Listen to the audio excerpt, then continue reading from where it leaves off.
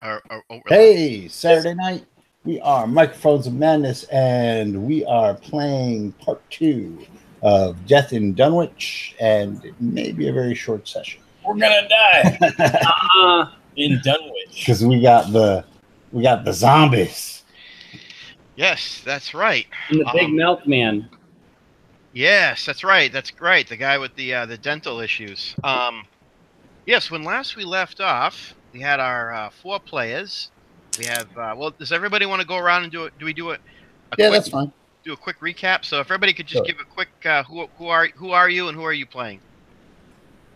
I'm Spencer, and I'm playing Full House. Tom Smith's the real name. I'm a World War I veteran. Awesome. My name is Nick. I'm playing James Smith. He's a cheap PI. He's a former cop who has fallen from grace. That's it. Steve, I'm playing Marcus Willoughby, a smuggler. Never let it be said that we go ladies first here. I'm Lily, and I'm playing Leland Jackson, a bootlegger who is seriously regretting his life choices now. All right, and when we last left, Marcus Leland, James, and Full House, they had ended up at the compound of a sort of a wealthy, reclusive fellow on the outskirts of Dunwich. You all were investigating the murder of a fellow named Plunkett, and the clues had led you, or have led you, to this homestead of this reclusive, wealthy person who has purchased property on the outskirts of Dunwich, and it's gotten very, very weird. You guys were there. You went for a nighttime scope out of the property. You got on the property, and just as you were sort of checking things out, you saw like there was a gazebo and an apple orchard with some sort of you're not sure what it was, like a large fanged animal, humanoid animal, chained to the gazebo. You saw that, and then you went to the where the houses were, and just as you got there, I believe it was Leland turned around. You all heard a bit of a noise, but Leland turned around and got a good glimpse at these three zombified figures that have crept up behind you and are now sort of slavering away behind you, sort of, as zombies will. And Leland had lost I think a sanity point or two, but had that involuntary yell at seeing them, and that caused the dog to start barking ferociously and a light to go on in one of the buildings. So that's where we left it. So here we are. So the four of you are standing there, a few paces away. You've got these three shambling humanoids sort of gnashing their teeth and moaning and doing the full zombie shtick. They're not charging you at this point. They're just sort of standing there, almost as if, I mean, they're just sort of maybe sizing you up for a meal. You don't know. The dog, this large dog, which you haven't seen yet, is barking ferociously. A light has gone on in one of the houses of the compound. The door flies open, and you can see a man standing lit in the doorway, and he's got a dog on a chain. This is a very, very large dog. You would say he's straining to hold. He's actually holding on to the frame of the door with one hand, with one arm, and he's got this chain sort of wrapped around his other arm and to better grip it. As this dog is lunging, he's got control of it, but barely. He's got himself braced, and the dog is lunging in your direction. And they're in one area, and you guys are in the other. So if I hold up this map, I don't know if you guys can see this very well, but you guys are all standing at the sort of gates right here. There's a low wall around this compound. Mm-hmm. You guys are standing like right here, and these three zombie things have kind of crept out of the orchard and are also standing a few paces away. And meanwhile, over here, this is where the light has gone on, and there's a light pouring out here, and there's a man with a dog. There's a little well over here as well, but there's a man with a dog, and he's actually, as all this is going down, what are you guys? He's actually motioning for you to come to him. Oddly enough, like the man is he kind of even though he's got his feet braced now, he's kind of still trying to control the dog, but he's kind of waving at you, the four of you, to come towards him. What do you Yeah, guys? seeing as the other way ain't much of a way, and I ain't exactly all the way about my wits, we Leland's gonna start running that way. Okay. I'll follow her. All right. I say, wait, what are you guys doing? I'm just. I'm gonna shoot a zombie in the head. All right. So we've got I guess we'll go into combat because we've got Leland and Marcus running for the house, whereas James and Tommy I don't know. Tommy, are you running when you yell, wait? What are you guys doing? Are you staying with Full House? Let's say I'm running after them, Okay. trying to stop it. I'm just wondering why are you going right to the guy already? Okay. Because the guy isn't dead. Fair point. And he Pretty has, much. yeah. Walking. Full House has his weapon out, and Full House, you're going to take a shot at the one of the zombified figures. So, please give me a this thing as you'll get your shot off. They will take that as their signal to lunge forward after you. So, but you definitely get like a first shot. So, go ahead. Okay. I mean, like, I feel like I understand that I want to shoot them in the head. All right, you want to shoot him in the head? Yeah. That's going to be a I'm going to say that's going to make it one. That's how would that work in 70? Would that be like a penalty die? You can either make it. I would make it a hard shot Okay. for aiming. Right. All right. So I think well, but it's opposed though because this guy's going to roll essentially like a dodge or fight back. You can't dodge. Oh, that's right. You can't dodge a fight. Well, yeah. you can dodge and give it a penalty die, but that would Not for firearms. I think the only thing you can do for firearms is try and dive. I don't for know. cover. Okay. Yeah.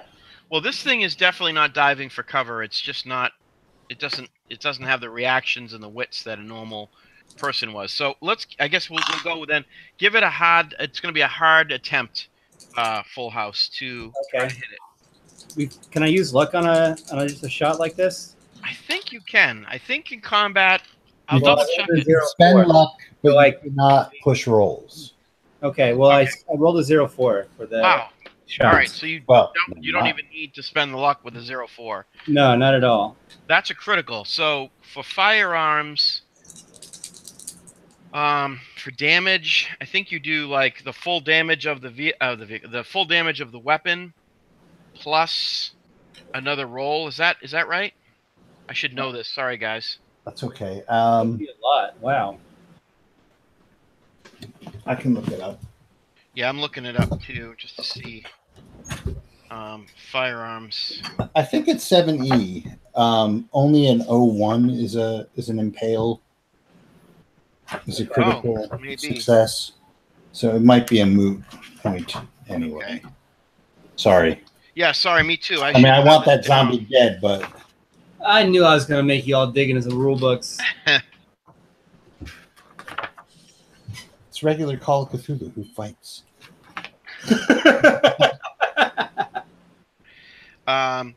Yeah, diving for cover does impose a penalty die. So if this thing was being aware that it could dive for cover, which requires a dodge roll, which would invoke a penalty die, but it's not diving for cover. It's just standing there. So there's that. Sorry. That's okay. I would just what I would do is I'd just double the double the damage. dice before any add-ons. So if it was 2d6 plus 4 is the damage for it, I don't know, I'd roll 46 plus 4. Yeah, that sounds good. If you want to have it as a critical, and then we could just keep on going. Yeah, just quick and dirty. I like it. So let's do that. Let's just do quick and dirty, and tell me what you get.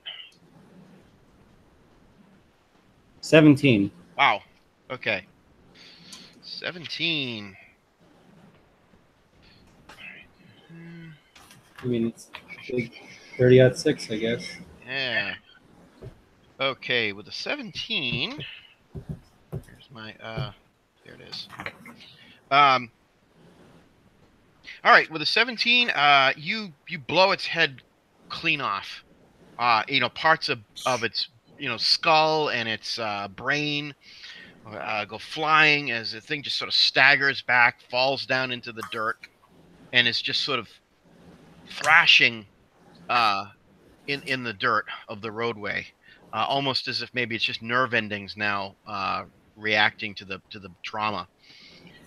Meanwhile, the other two lunge forward, and so now we'll say that was almost like a surprise round where you just did that. So now I'm just going to give we're going to go into their dexterity, and then I'm just going to rank dexterities for you and the zombies. Everybody else is running to the house and is effectively out of combat, unless you want to run back over there. But Full House, what is your dexterity? 40. Okay, 2 of the zombies have dexes of 50. So I love that. It took that German arrow to the knee. It was rough. So 2 of the zombies go before you. Actually, one of the zombies, because one of the zombies just got wasted. So one of the zombies is gone and out of the action. However, the other 2, one of them goes before you, one of them will go after you. So the one that goes before you kind of lunges with its arms out, and it's going to try to make a Full House sandwich out of you. So are you? What are you doing? Are you going to fight back? Are you going to dodge? Are you trying to run? I'm going to dodge this one. Okay. So if I'm going to, would it be fair to say in so dodging, you're kind of dodging and making a run for the house? Would that be proper? That's pretty fair. Okay. So how this works, I got this down. I roll its maneuver, and then you're gonna, if it hits, if I get a, we'll check. You have to make a dodge roll. So let's see if you even need to make a dodge roll. These things are not terribly adept at connecting. Let's see. Okay, it is going to miss with its attempt to get at you. So you don't have to make a dodge roll. It just, it lunges out and almost grabs you. But you jump back after firing the gun and felling the other one. You jump back and you start to run to the house. And these things are slow. So definitely Marcus, Leland, and James, you guys make it to the house, no problem. The guy who's got the dog has moved forward a few steps to let you into the house. And what's the dog doing? The dog is still hell-bent looks like the dog is trying to get at the zombies. Oh, okay. You thought it was trying to get at you guys. It was kind of like, but it looks like it's hell-bent trying to take a piece out of the zombies, and it's very large. I trust this guy then.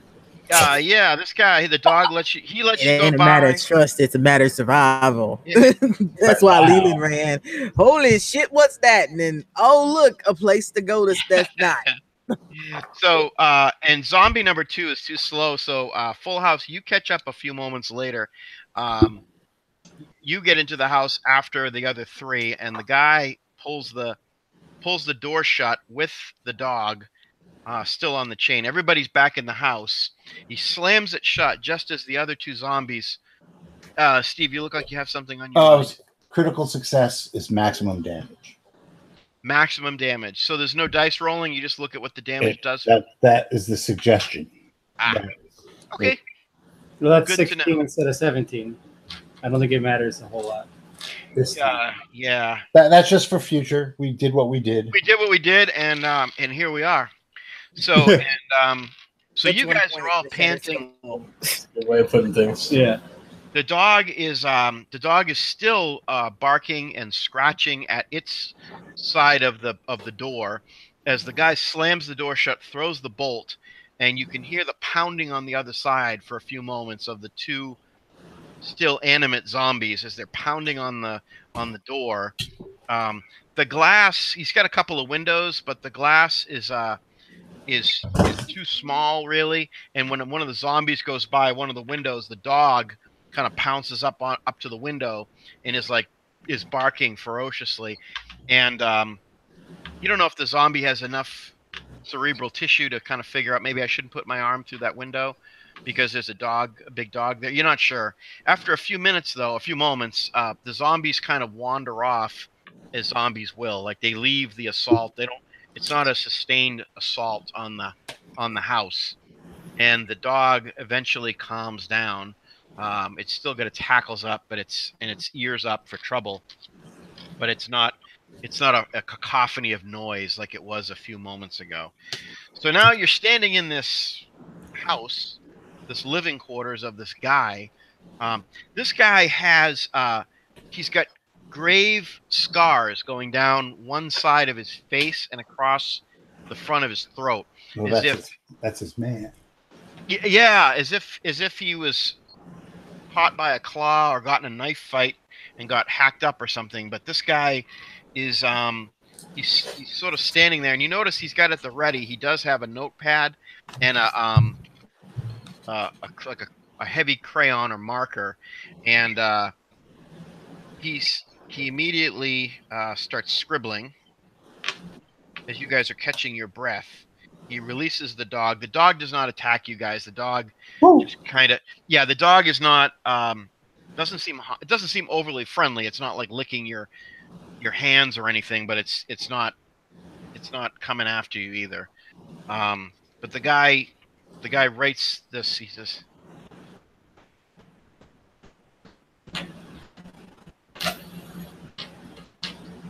"We're the survivors of a attack from beyond the grave, apparently." The hell were those things? Just passing through, and then just those were not alive. I seen dead things before that was dead. Yeah, what were those things? What do you know about them? he's writing. Sorry. Delay of game as I furiously scribble. Oh, no worries. Hold on. Middle of you the read my night, why are scroll? you here? Yeah, middle of the night, why are you here? Car broke down. Yeah, thank you. Give me a fast talk if that's what you're going to tell him. Shit. Somebody else should tell him that. You spoke up. Too late. I should have thought together. Nope. All right. He scowls and starts writing. Look, man, I ain't trying to start no problems. I'm just trying to run my product, and I got stopped out here. That's me trying to fast talk him. Okay. Do you even have fast? Yeah, I have fast too. Yeah, I have fast talk. So I'm gonna try and see if All that right. works. Do a fast talk. Where is it? Where's the dice? There's the dice. Yeah, I make that. That's 33. So that is a normal success. Okay. All right, so he seems to be okay with that. So he writes again. Yeah, which Leland is holding his hands up like, look, I ain't trying to cause you no problems. I just got lost out here. I look at him. Please don't call the police. Please don't call the police. Please. Well, do you think we could? What do you mean we're in terrible danger? From more than just the things out there? That's a good point. They seem to get shot in the head, all right. What else are we in danger of? Or from?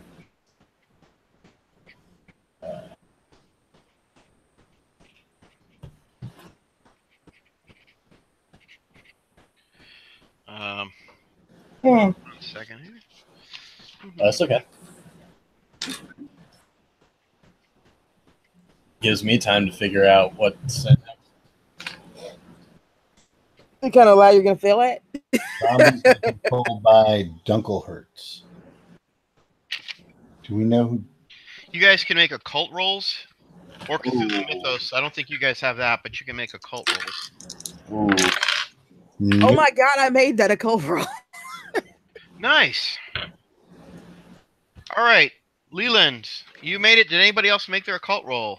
Nope. Okay, so Leland, why don't you tell me what's your occult score and how what's your occult It's score? a normal score. Okay, so how do you think Leland would have a passing association with the occult? Well, there's a lot of superstition in Mississippi. And Okay. he's a farm boy, so you know that kind of stuff goes around. And his sister does tend to write those weird pulp books. Okay. So the name Dunkelhurst rings a bell because it's so unusual. It's kind of a goofy sounding name. It's definitely unusual. You heard something about this Dunkelhurst guy. He's kicked around the South as well as he's evidently up in the North. He's some sort of a would-be occultist or wizard or necromancer who has made a splash in some of the more sensationalist papers. He's tried to affiliate with various occult groups in Europe as well as the United States, and he seems to have an unsavory, although unspecific reputation. Any place he goes, there seems to be like sort of trouble that seems to follow him, and he seems to be kind of a social poison wherever he ends up. So, that's you really, not being sort of deep into the occult, you wouldn't have a lot of specifics, but you would say, yeah, I heard about that guy. He's like some kind of like, bad dude on the occult scene. So yeah, that's what you got. Oh, he's the one that always gets thwarted by Perry the Platypus, right? Only when in the tri-state area.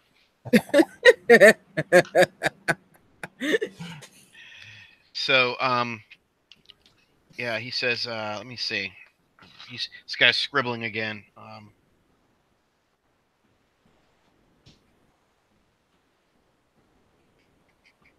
Wish they had smaller names.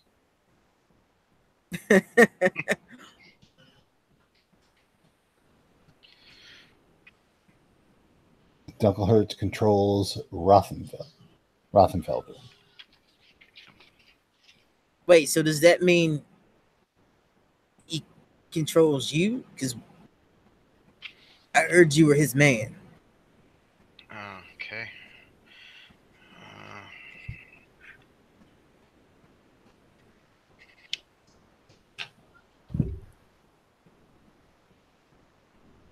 No, my mind is strong. I'm just reading these out so people. Yeah, sorry, so that our friends at home. Yeah. Later on, yeah. Yeah, he says, "No, my mind is strong." Should I just like vocalize it rather than hold these things up? It's up to you. Or Steve, you want to read them out? That's cool. I can just read them out. That's cool. Cool. All right. So it could be like your investigator is reading them. Exactly, because I think that's exactly what would end up happening. It just says, "I am loyal." Who are you loyal to?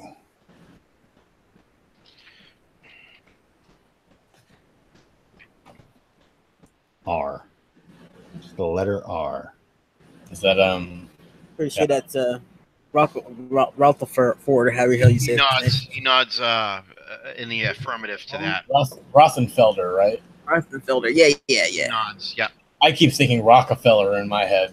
Yeah. I think that's what it's supposed to mirror. Yeah. Rottenfeller. Oh, guys. What's that thing in the gazebo? Ooh, that's a good question. It's got a pretty mouth. D's experiment. Who's D? Doofenshmirtz. Dunkelhurst. Rumpelstiltskin? Yeah, you couldn't have a more unsinister sounding villain name. Dunkelhurst. I'm Dunkelhurst. I've come to control you all. Maybe that's why he's such a supervillain, because he's got that name. He's got a complex. You rue the day you made fun of my name. I'll show them all. I try to like pull. I will control them all with my Zombieinator. They'll remember me now. Y'all remember the name Dunklehurst? I won't. I wrote it down. I have it written down. That's the only reason I remember.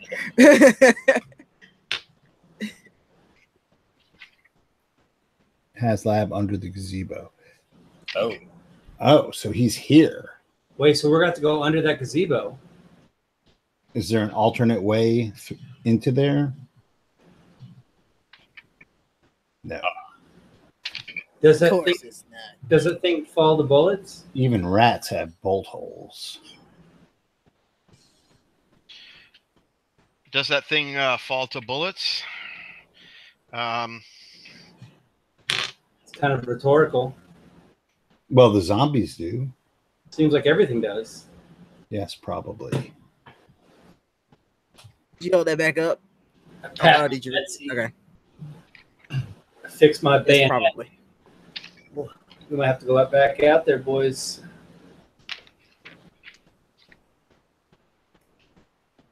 How many more zombies are there? Just the two?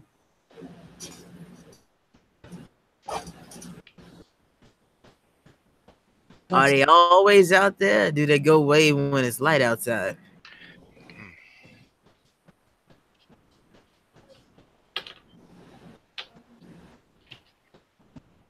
Only at night. where do they go? We could just wait till the morning and do whatever we got to do. Yeah. Yeah, I'd like to. Can we stay here? Ooh. What if we just do it now? So I'm sorry, I missed that. What what was the request? Oh, was there can we stay here till morning?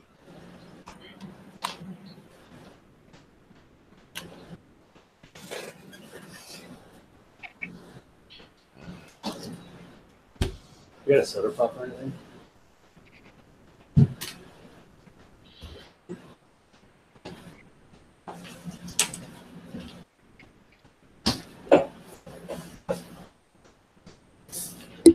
Only until morning. Can't risk him seeing you here. He comes up. I ain't got no problem with that. We can leave as soon as Yeah. day breaks. Well, We no. just don't need to be out there now. Well, couldn't we lay in wait for him, and when he comes up, take him then?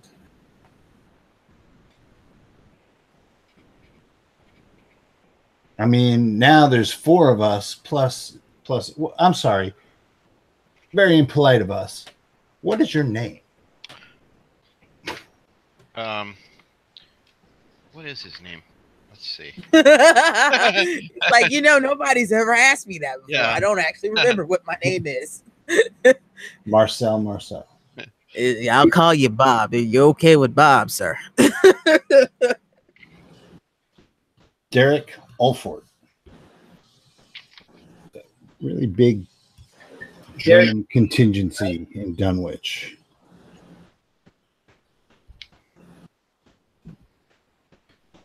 Well, Mr. Alford, now that there's four more of us, what do you say we make a stand, get rid of this wizard, and rescue your boss?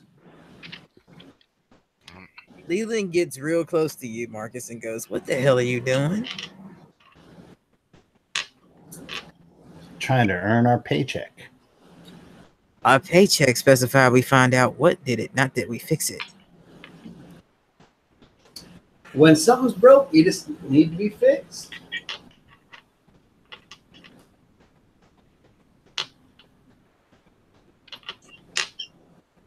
Great. Boss is in his big house, can't leave him defenseless.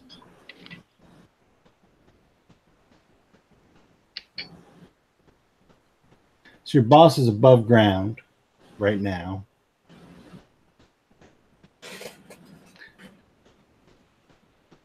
We actually can probably do this without you if you wanted to defend your boss. Let me ask you a couple of questions before this happens. Five dip boss is old, not a bad man. Okay, we don't want you to leave.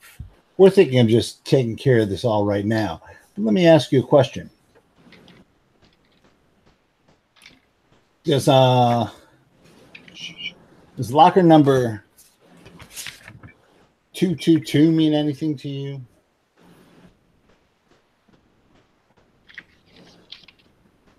No. Ah, I know what we should be asking him. What's the guy's name?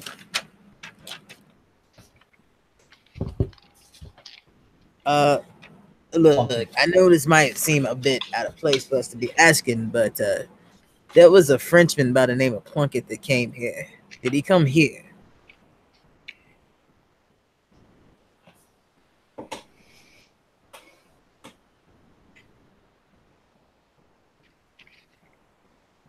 Enemy of D. Biggest. Probably safe to say that our benefactor might be as well. I knew $50 a day was too damn good to be true.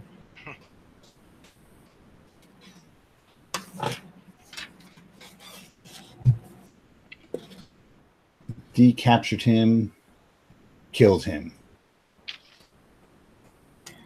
Okay, fair enough. But there's only one of him, right? Does he have does Dunkelhertz have any other backup beside these zombies and this gazebo monstrosity? He's shaking his head. How many zombies are there? There's two more. There's 2 more left. Oh, this is easy work. Let's go out there and take care of it right now. We got all the intel we need. And how many rounds you got? Well, I got 9 more in my clip. And 2 more I got clips. I got 5 in the gun and 5 in my pocket. likewise. But I have 6. D is a got wizard. 12 altogether with the automatic and 10 altogether with the infill. D is a wizard beware is what he wrote down. He is a wizard beware. Um, I don't really know, like, I didn't hear stories of wizards, but I ain't ever been against one. So. Yeah, Last I checked. in character, that means little to a 1920s smuggler. Same here. I don't care. Well, Yeah. I mean, it means something to Leland because he does have a little bit I've seen war. of cult knowledge happening here. Like, he'd be hesitant. Let's put it that way. To me, a wizard is some guy in a sheet, and I'd want to kill him anyway. Yep. See, to Leland, it means that voodoo man down the street that made his chicken sick. How can he mess with our minds?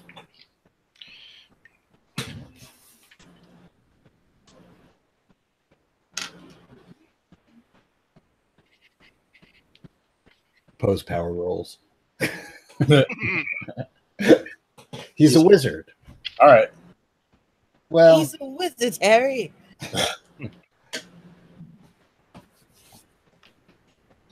I think we can help each other out, though. You obviously want your employer to be out from under his sway. We want certain information concerning Plunkett. I think we can help each other out, get rid of each other's problems. He's giving us a thumbs up.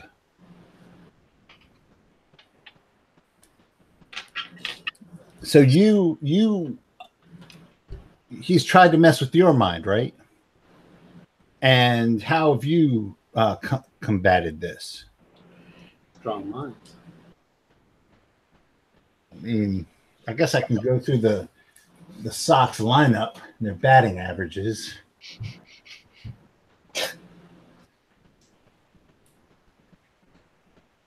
Loyalty to boss, strong mind.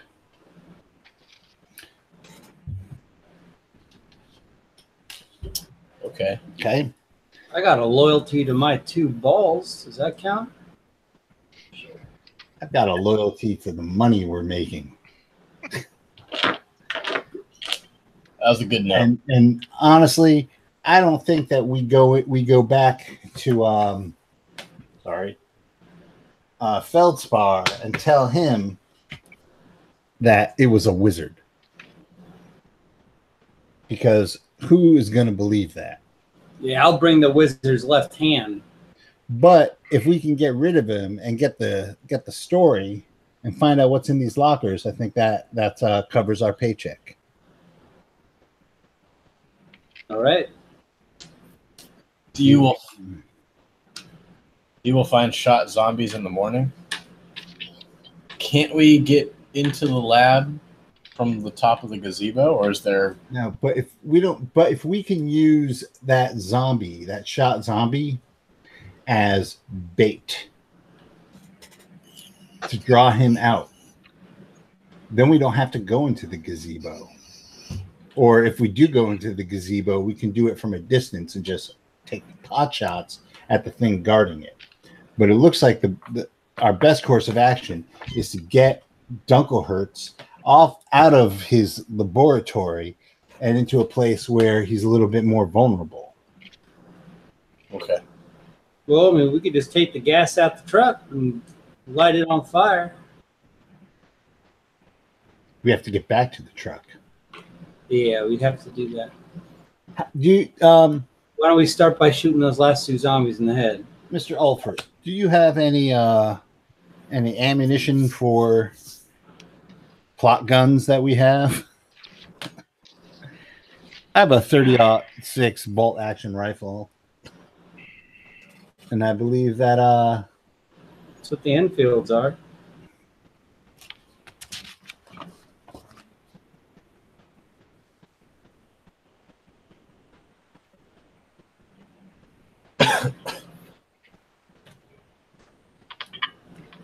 He's furiously writing. Dunkelhertz does not let us keep guns or ammo, so I guess we have what we have. So, I mean, we're going to want to conserve ammo anyway, right? I mean, we don't know what shooting large amounts of guns is gonna do to begin with. I have a bayonet. I'm not worried about it. Let's just go kill some zombies. I am just happy that you're happy to get toe to toe with them things, because I'm not. I think we should wait until morning. And when he comes out and sees that zombie, we're hiding by the gate, and that's when we hit him, when he's distracted by the zombie. The one that's already dead. Yeah, the one that's dead. Does he come? Do we already know if he comes out often? What time does he usually show up?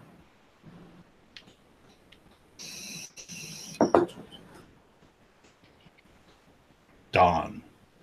And is that, when did the zombies skedaddle? Dawn.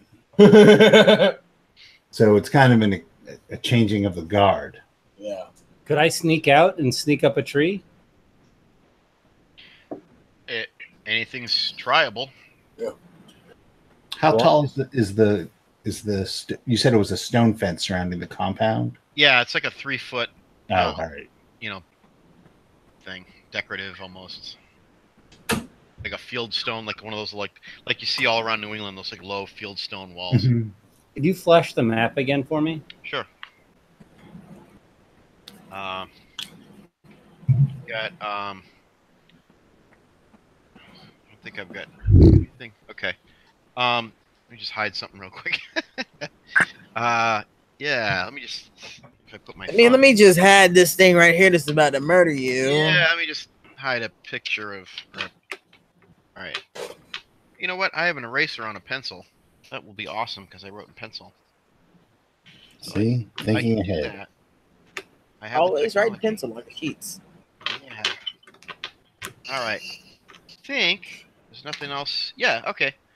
So this is what the place looks like. I think I won't give away any terrible secrets you don't already know. So, you've got the apple orchard is like right here. That's what this is. This is the gazebo in the middle of it. Down here is a little pond with an island and a bridge right there for what it's worth.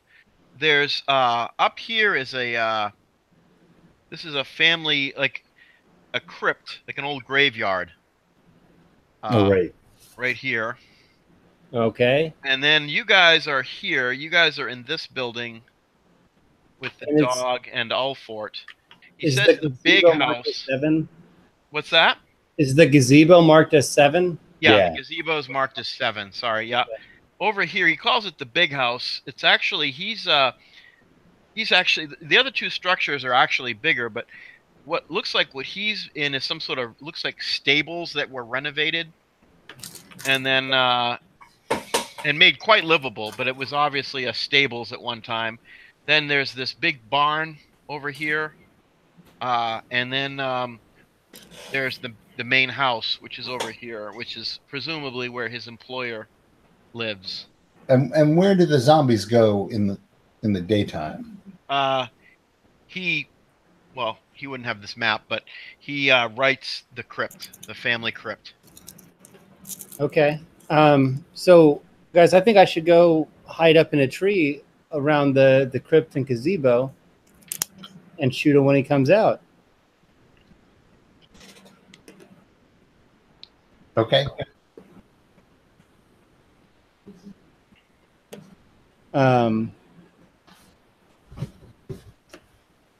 Do you have any like cosmetics or paints? I asked the deaf mute man because apparently I don't. Cosmetics or paints. He wants to camouflage himself. Heck yeah. There's some dirt in the back. Let me just make a. I guess I'll make a luck roll for this man to see if he has such things. Charcoal from the fireplace works. Okay. He says he writes.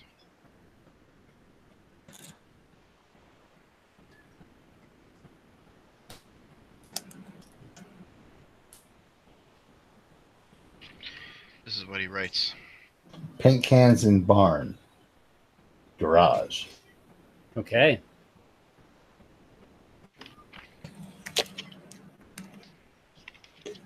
God, I'm gonna cover myself in lead paint. Let's do it. I can't see any harm happening to you at this point. No. I mean, we've got like maybe 2 hours to live, so I don't see any lasting effects beyond that. All right. I'll go with you to cover you. Well, how about I get the other people with a rifle to cover me from the here, because I don't think that you guys are sneaky like me.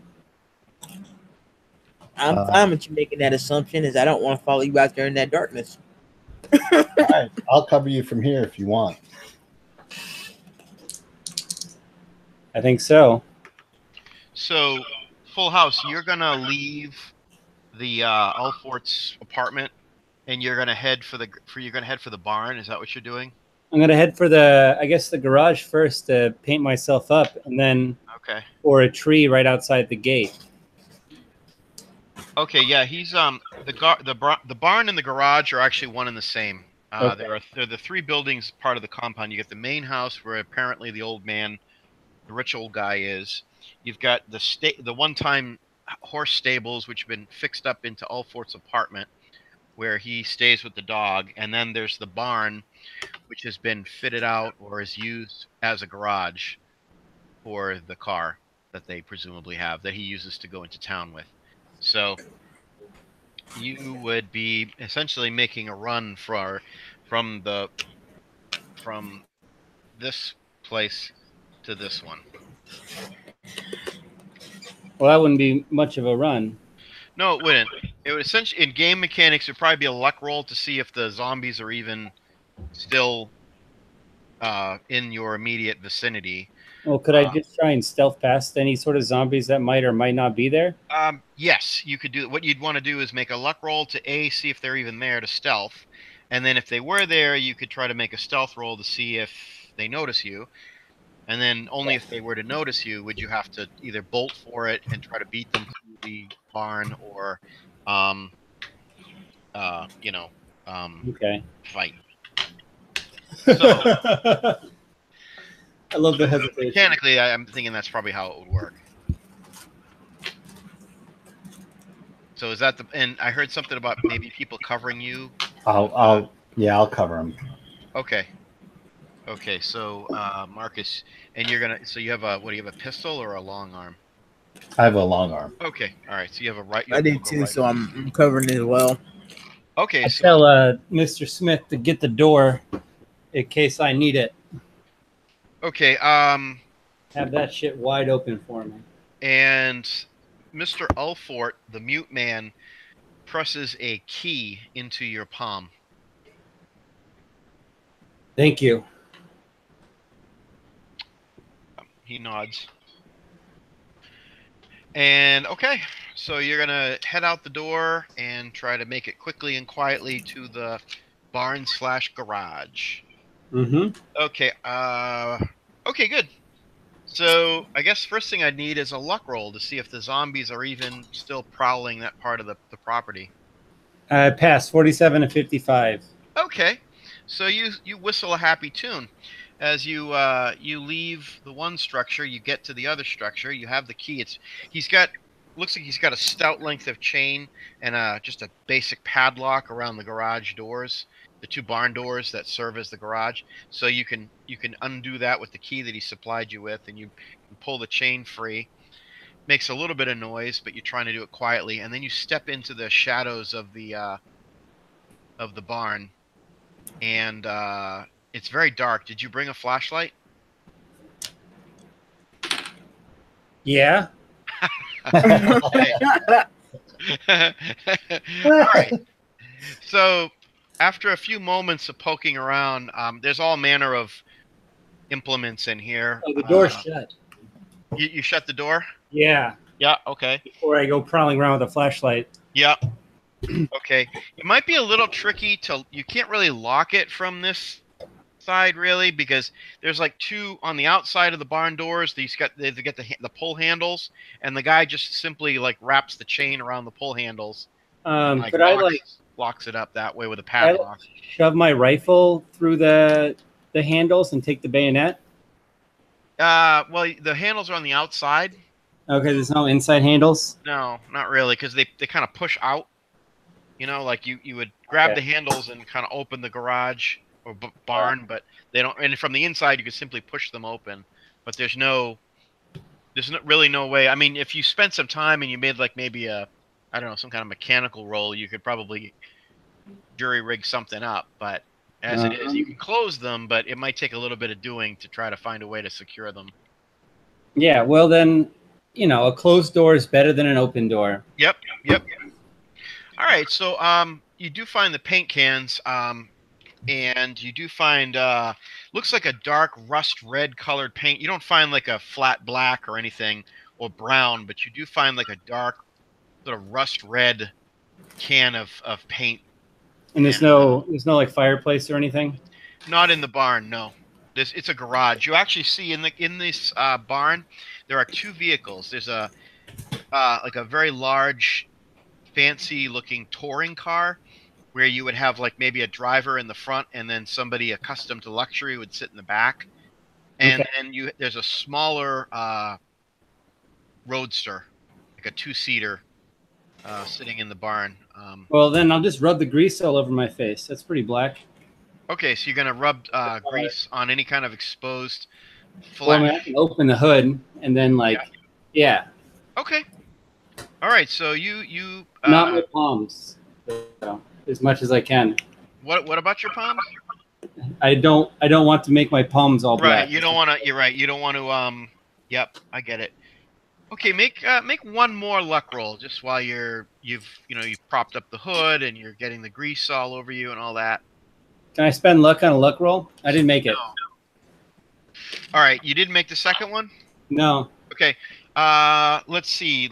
Marcus and Leland, you guys were watching from the other building, covering him. The first hint that you might get, you saw him slip inside. James, you see this too.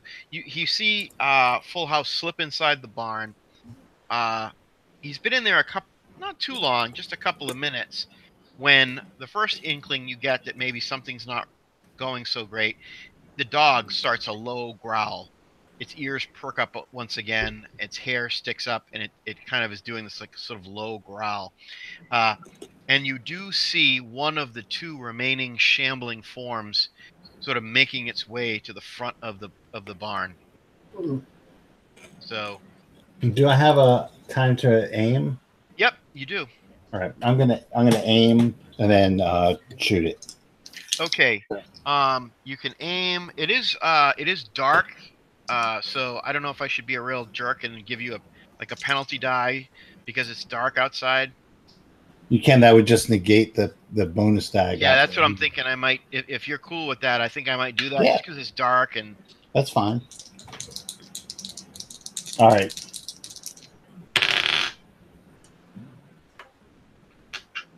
Yeah, I missed. Okay, so boom, your gun goes off, Marcus. From inside Full House, you do hear the report of one of the rifles from the house.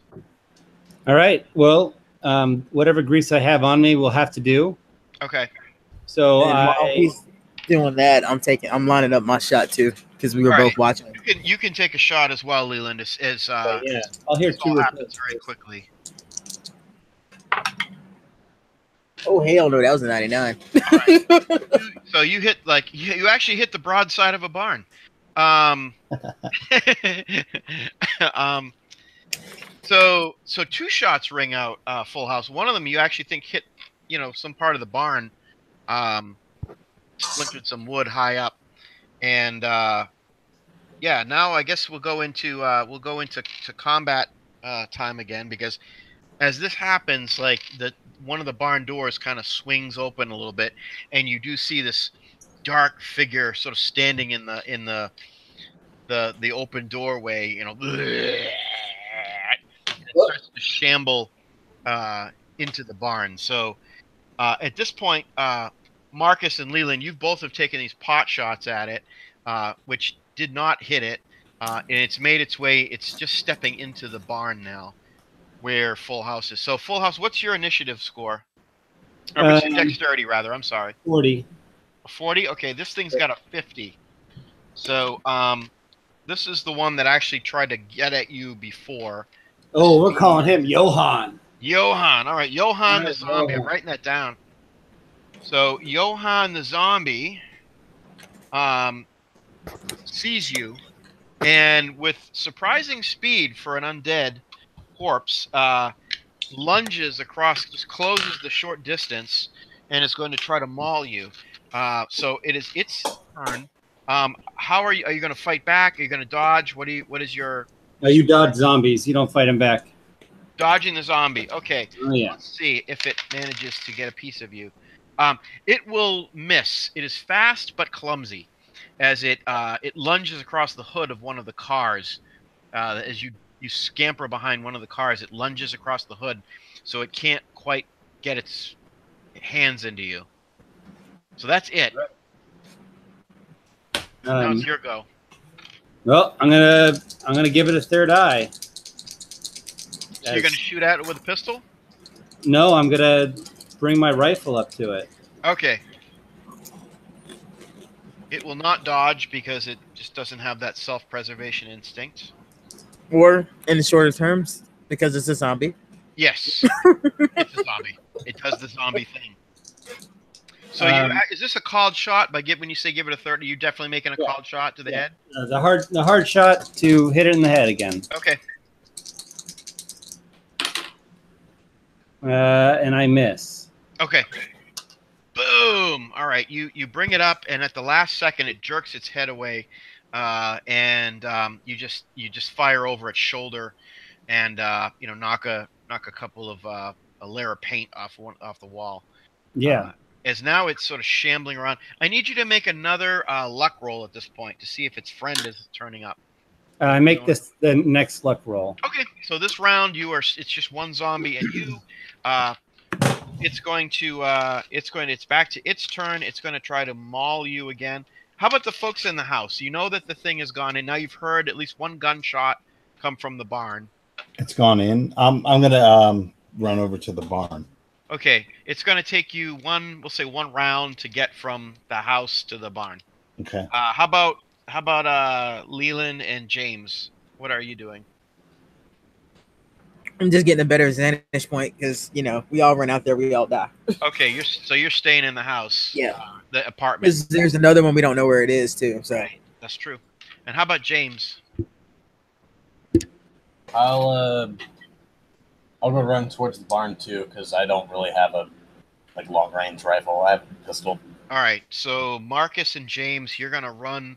Gonna go towards the save barn. my cousin. Yep. And okay, and Leland, you're gonna stay in the apartment with the dog and with Mr. Alford. That makes sense. humming church spirituals himself. Meanwhile, in the barn, so we've got two others running towards the barn. We've got the zombie lunging at Full House.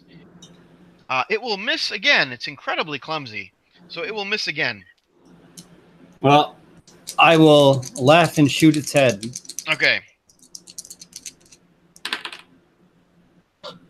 Well, that goes 20 luck. I hit it. Wait, can I spend 20 luck at once? Yeah, I don't think you can spend it on combat rolls. Can I not spend it on combat rolls? I don't know. I think if it's spend luck, you can't. You Spend it can't on push damage? rolls. Oh, You can't. And is there like a max that I can spend? Nope. You could, well, the max would be how much luck do you have? 0. All right. The max would be 0. Yeah, I like having more zombies show up. So yeah, you can. I think you can spend luck on any skill roll, Okay, well then I So, used it on my firearm skill big. roll. but you can't push. Just yeah. Okay. So there you go. So you spent luck to get the headshot. Yes. Okay. So give me a headshot damage. I don't know what the headshot damage is. Just regular You know, damage. It's just a zombie, so you got to do it. 7. 7. Okay. All right. So you blow half its cranium off, but it's still coming at you. All right. It's damaged, but it's not completely out of the fight. At this moment, 2 other people slip into the barn. Those would be James and Marcus. So you guys hoof it very quickly over, close the distance. You run in just as another gunshot goes off, and you're spattered a little bit with some of the brain matter and bone. Yeah, of this creature, which kind of staggers back a little bit. You can see Full House has his rifle out and it's sort of smoking. The barrel is smoking, and any other person would have been, down and out with Ready for damage. But this thing is not. So I need now that there's 3 of you, I need a group luck roll. Who's got the lowest luck? I bet that's me. Oh, it might be. I don't know. it might He be- just spent a lot of luck. yeah, he just burned 20. Yeah, I have 37. Oh, I have 32. Aha! It's me. Yeah. Oh, I made it. You made it. I rolled Right. an 05. Nice. So the other zombie, you don't know where it is, but it's not in the barn. So, all right. So there's the 3 of you now, and this wounded undead creature. So, who? I guess we go in dex order. This thing has a 50 for a dex, so it's pretty speedy for a I've corpse. got a 70. I have 50. All right. So I think that puts Marcus in the lead, unless Full House can beat that. I don't think. No, I have a 40. I go Okay. after the zombie. So Marcus, you breathlessly come into the barn just as Full House's gun goes off. You see what you see. What do you do? Could I take out my blackjack and try and smack it where it's wounded? Yep, you can try to pop it in the gray matter, soupy gray matter, because it's a corpse. Right. And it's going to try to fight back because it's a zombie. That's what Okay. zombies do. Well, I am going to spend 5 to make that regular. Okay. So you spend 5 luck to get a success, and this thing, it doesn't fight back successfully. You pretty much surprise it, come up Okay. alongside of it. So that would be 4, and then hold on, sorry. Oh, don't worry.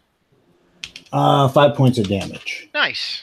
So you take your blackjack and you just kind of get in there and stir the pot a little bit. and you're just mashing everything around, and you actually feel that Ew. you feel the blackjack sort of ripping through like nerve ganglia, like all of the connective Half tissue, stone soup.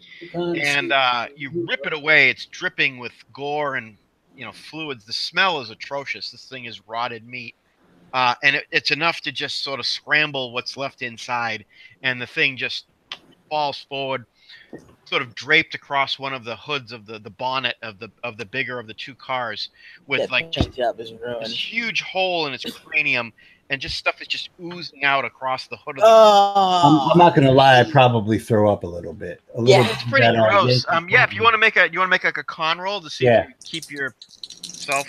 Yeah. a chicken pot pie. I'm fine. Oh, I made my con roll. All right. So choking down the bile from this gruesome sight. This is what you see, or this is what has happened. Yeah. So there we go. So now the three of you are in the barn with the dead thing, and yeah, there you are. Well, let's drag it into a pile and get the third one. Man, I don't know. Like if this thing was dead and came back and now it's dead again, what's to say it ain't coming back again? That's a very good point. What was it say the other one wasn't coming back again? I wanted to do this tonight. Let's just go pile them up and I'll go climb in my tree.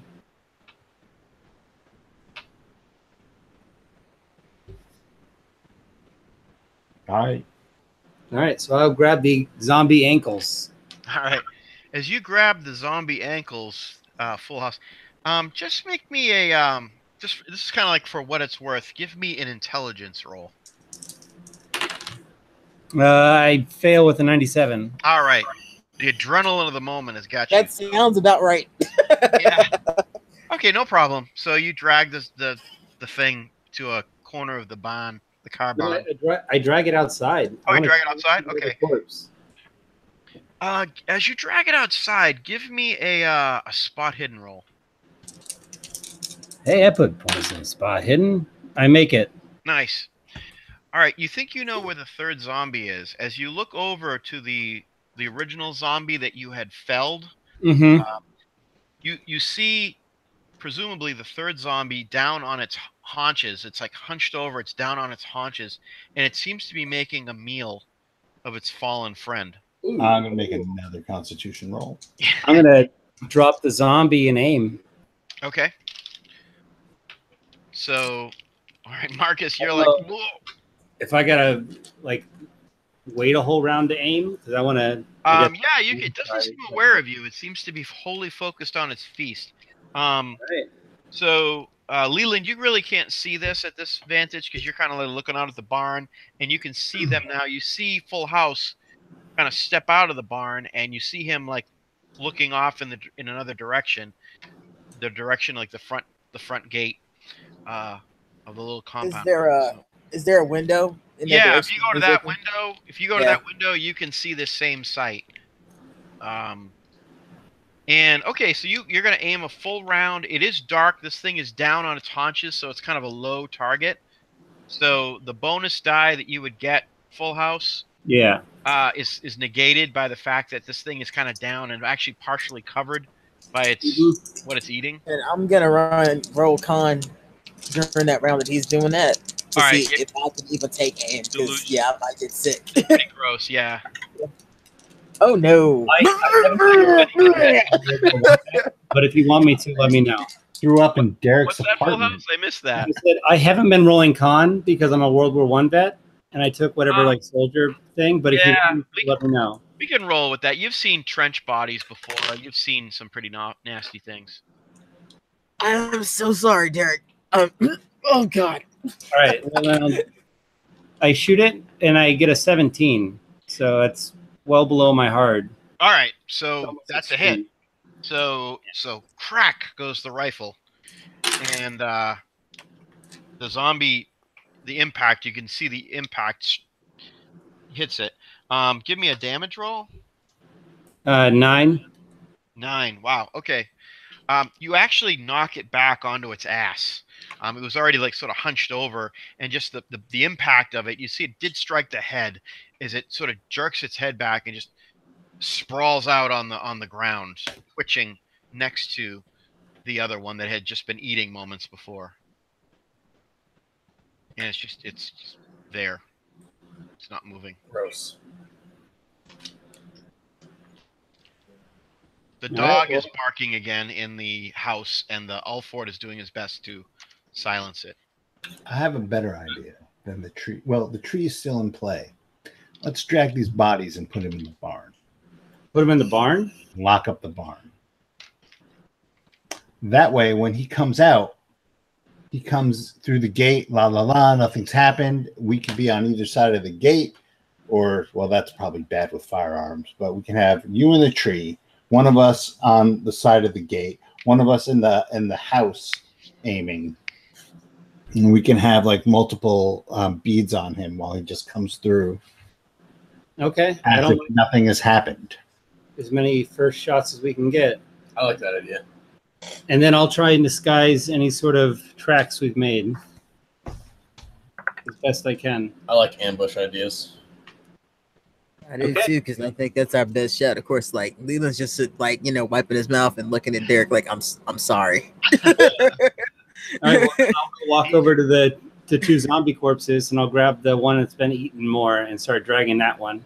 Okay. I'll go and help. All right, so there's the two zombies. Each of you is going to drag one of them away to the Yeah. barn. Okay. Well, we should actually do it so we're not dragging them, we're carrying them. So we don't leave drag marks. Okay. Let's do the real dead one first. I don't like the fresh dead one as much. All right. So you each gonna like, one of them's gonna grab the ankles, one of them's gonna grab the arms, and do it Yeah. that way. Yeah. Okay. So this is the one. This is the badly eaten one, the one that was you had shot originally, or is this the one Yeah. that you just pegged? Sure. The most eaten. Okay, the most eaten. Yeah. All right. You grab it, and I need you guys to make spot hidden rolls. As the two of you have got, you bend over it to. I make it. I make it as well. All right. You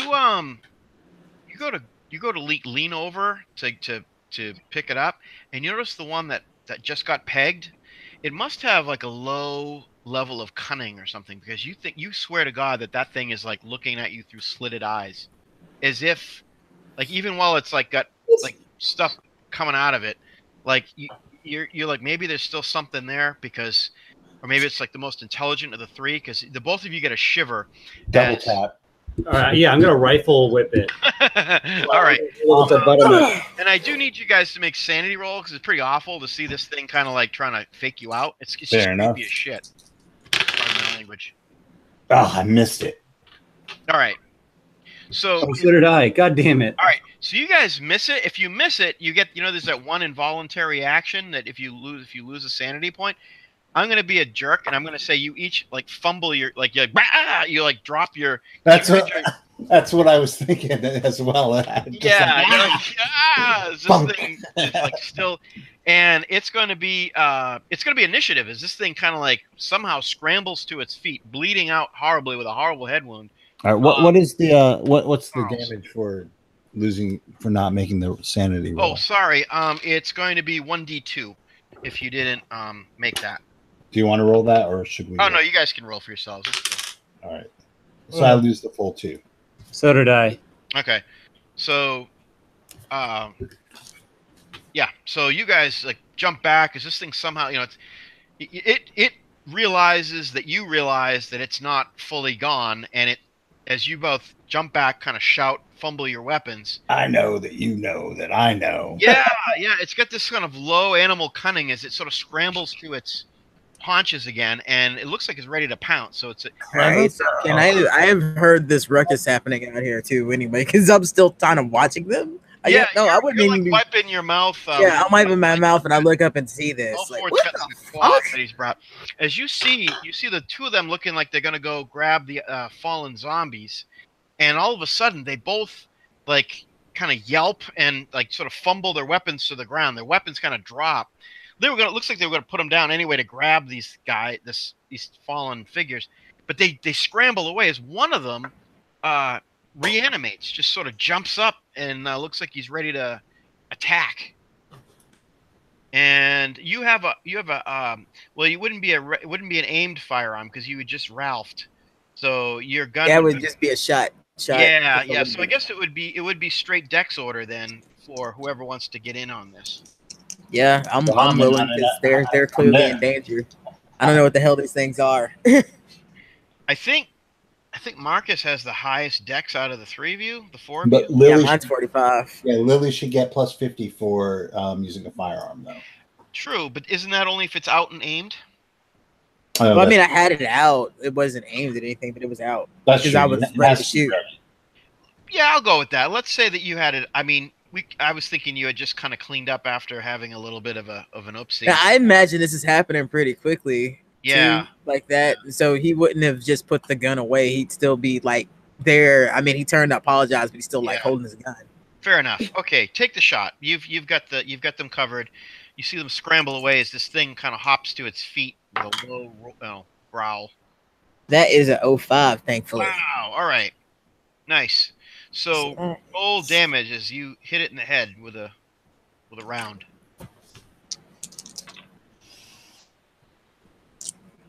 Lucy Jackson ain't the only one with a good shot sometimes. See, that is 9 points of damage. Ooh. All right. So the both of you jump back. There's another crack of a rifle from Alfort's apartment, and all of a sudden you're both showered with bone and brain matter as its head explodes. Just boom. And it staggers back and literally like falls almost into one of your arms. Like as you guys are ready to engage, this thing just sort of staggers back with most of its head missing and just lands right at your feet. And you're both just covered in.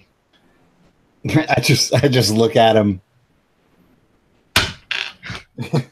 and you see wipe off my face. Leland is looking with concern, kind of like smoking barrel of Leland's rifle kind of waving at you. Let's just move these things.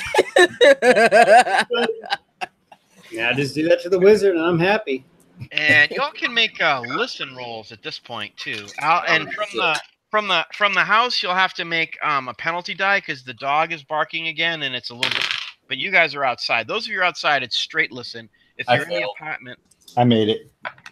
All right. I failed. Okay, so the only one that made it is Marcus. You can hear from the angle of the gazebo in the orchard.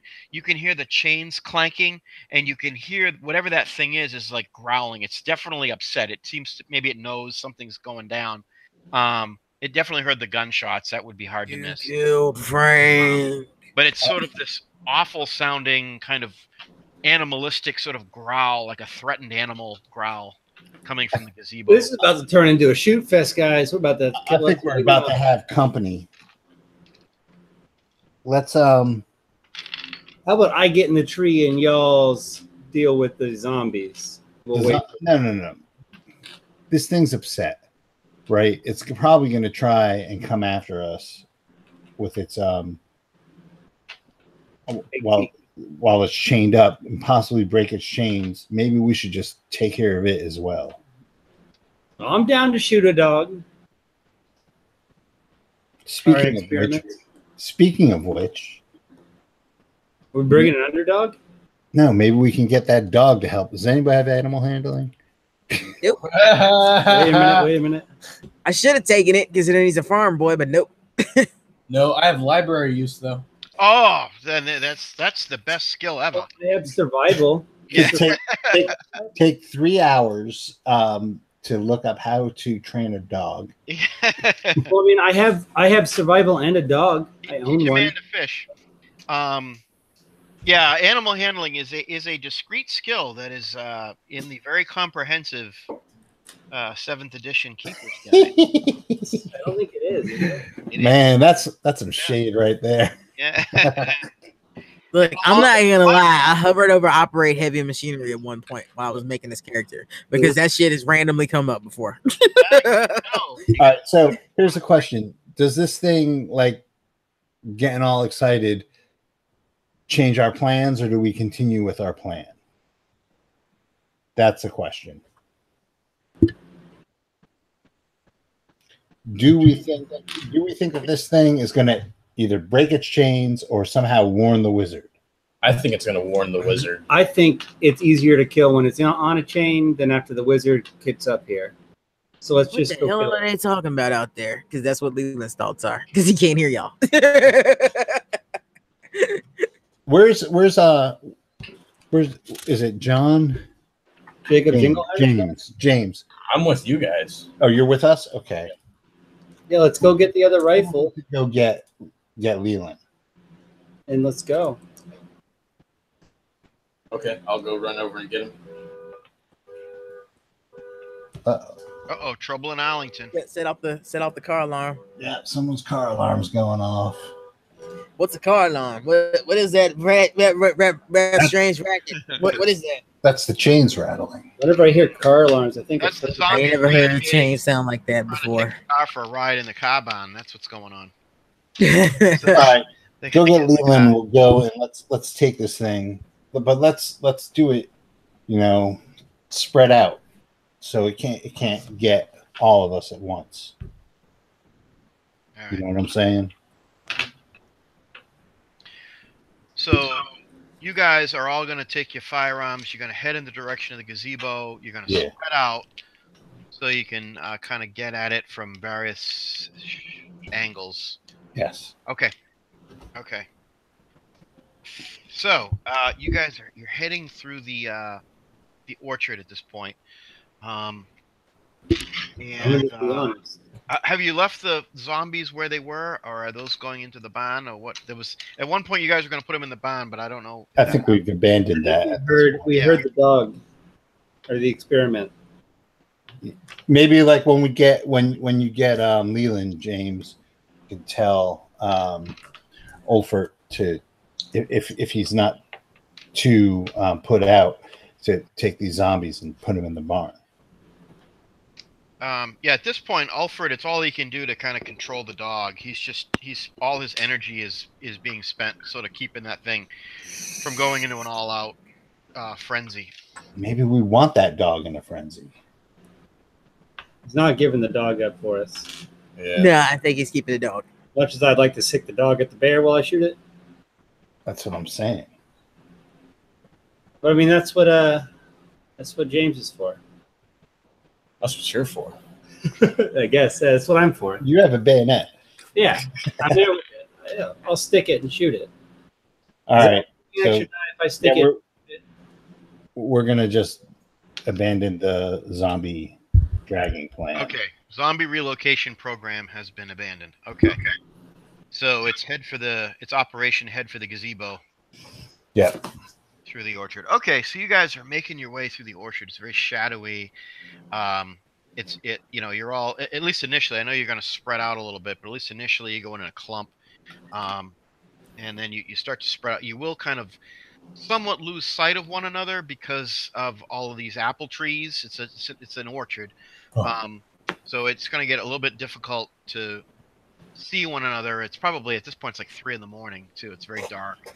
You get to the gazebo, and this thing is definitely all worked up. And you guys can make, I guess it'd be spot hidden because this thing is fully. Before it was kind of hunched in on itself. Now it's sort of up and about. I miss mine. I make that. I miss mine. Okay.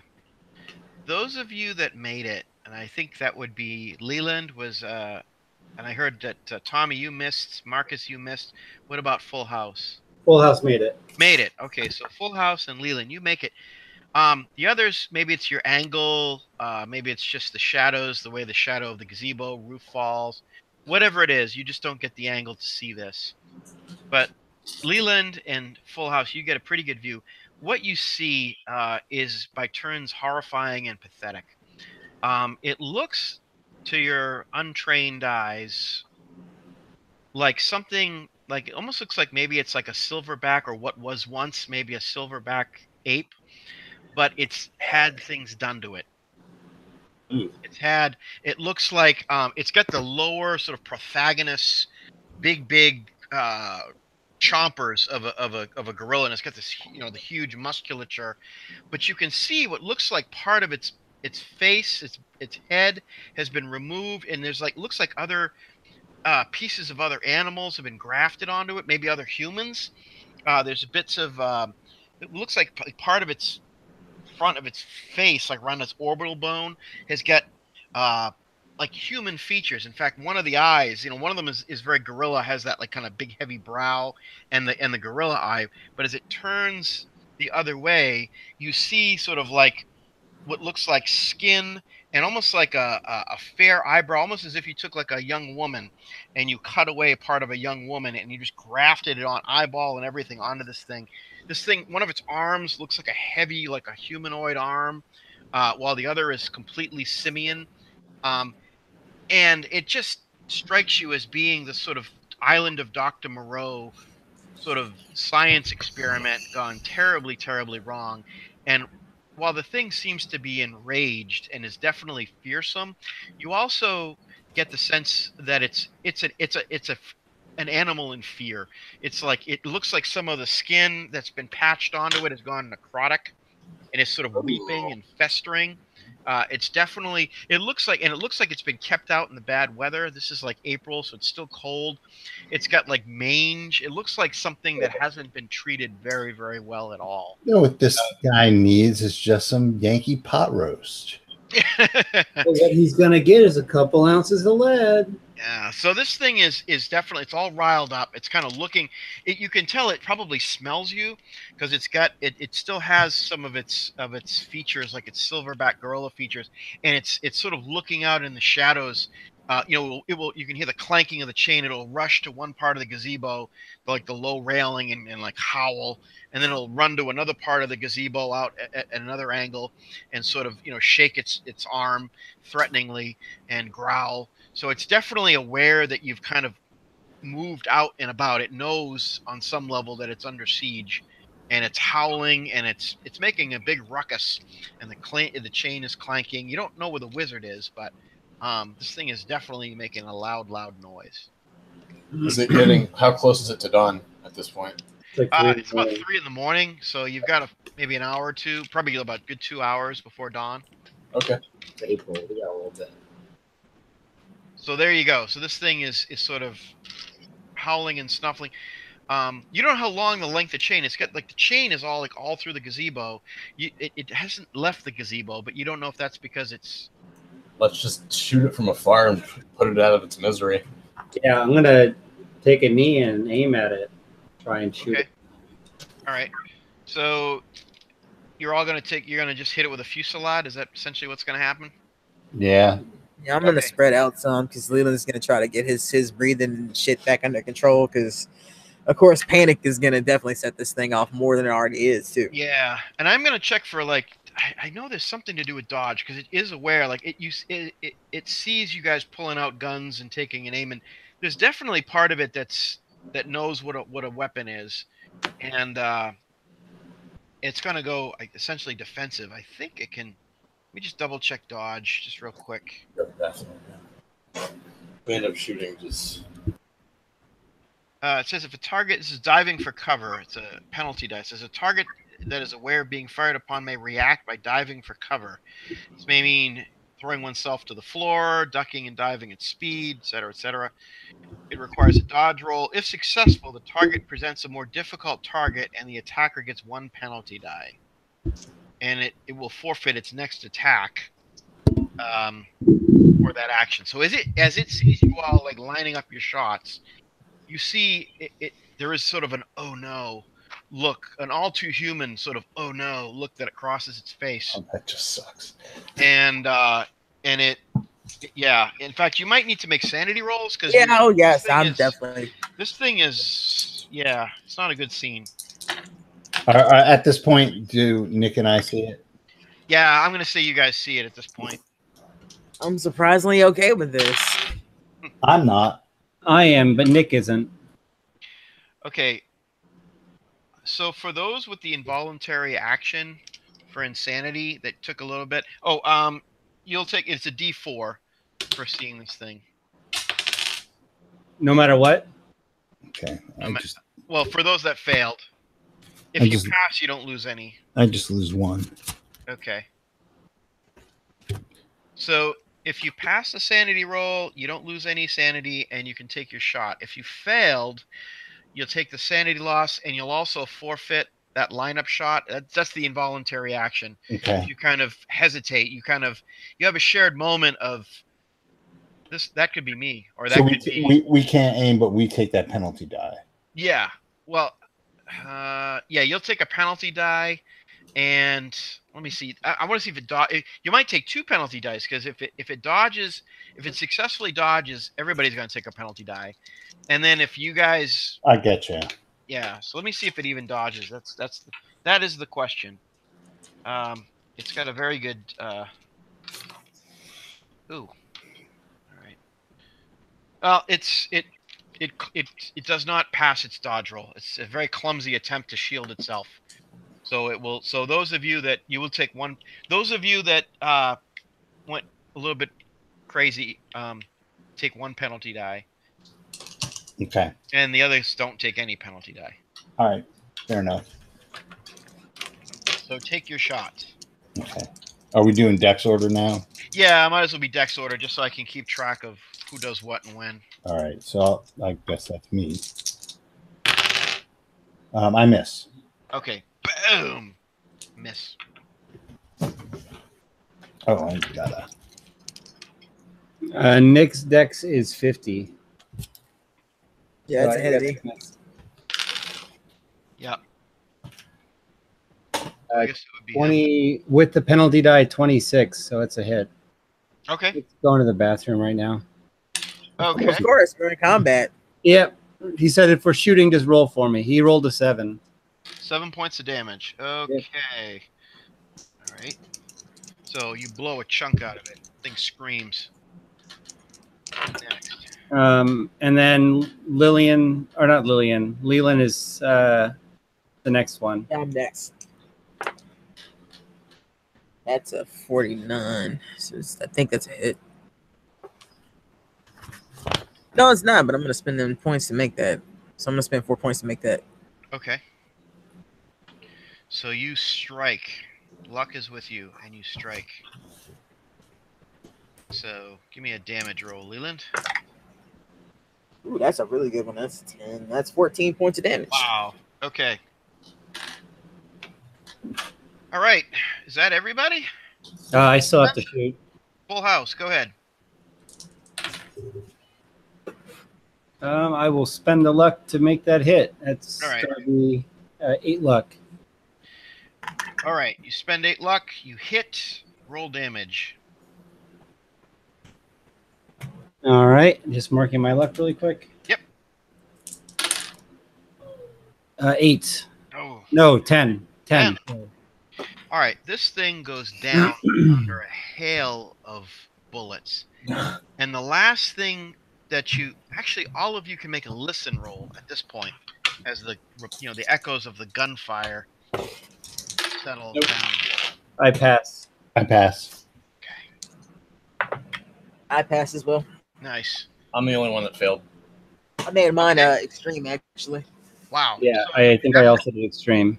you guys definitely, you all hear this. There's no question that you hear. Those with extreme, there's no question. Actually made it hard.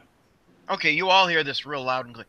You hear it this thing screams under the fuselage of gunfire, and it goes down, and you hear, no. Like that's the last thing. It's sort of like no. It was articulate when it goes down. So so that's gonna be that's gonna be a sanity roll because you realize that thing. I made it. Woo! I don't care. I am okay. All right. On the dot. I don't. I missed All it right. by 2. Those that pass, you don't lose anything. Those that fail, you can take a D4. 1. Okay, you lose a sanity point. So Yeah. And all is eerily quiet once again. The gunfire has died down. This thing is now still. All right. Well, this wizard's not going to come out and not know that we done fucked everything. So why don't we just go in and kill it?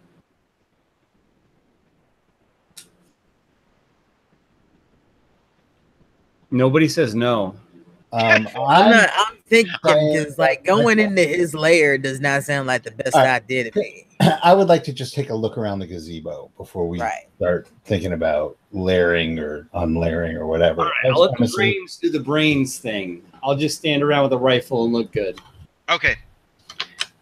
All right. So while Full House does the Mighty Hunter pose, you all can see.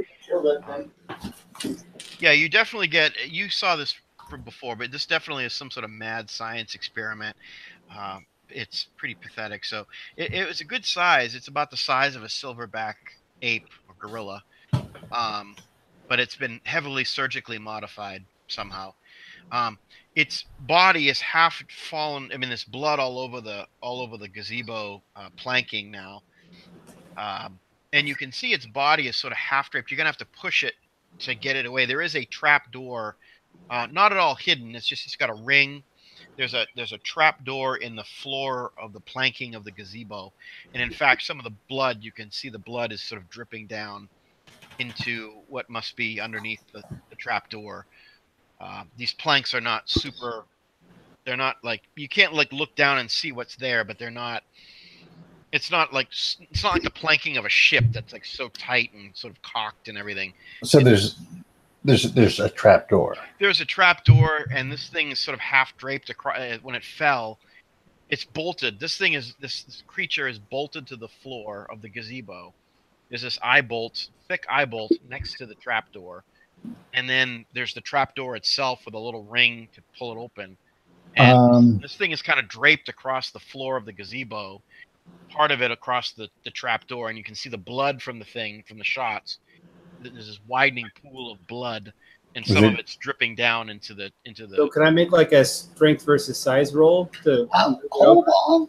All right, I'll hold on, Brainiac. How heavy is this thing? On a scale of 1 to 100. Well, you would say it's probably in the 95th percentile of human size. Jesus. It's a very large, would have been a very large adult male in its prime, and a very large adult male gorilla. You know, how long could a wizard stay down there and not get out? Well, why don't we just drive a car over the entrance at that point? Well, it's a gazebo, though. Yeah, there's like 2 steps up to the planking of the gazebo. Like it's a. He's got the drive skill. That's quite the daredevil move. I mean, we could try it, and there's plenty of cars for us to set on top of it. But this body might be enough to keep him in there for a little while, anyway. Well, he's gonna come out at dawn, right? That's what Alport says. That he sort of does his whatever he does down there at night, and then comes up at sunrise. Well, should we just maybe ambush, like just stick with the original plan, but see if he actually comes up or if he's able to get the door open? He might be a really feeble dude for all we know. Yeah, that's what I'm thinking. And if worse comes to worse, if worse comes to worse and he has to blast his way out, we'll get the drop on him, right? Yeah, it's true. I say we just leave it the way it is. Yeah. Oh, and just take positions and wait. It would take a good deal of work to even move it to begin with. So that could be several days from now. What, if he comes out? Yeah, he comes out every dawn. Yeah, but we put a gorilla over his exit.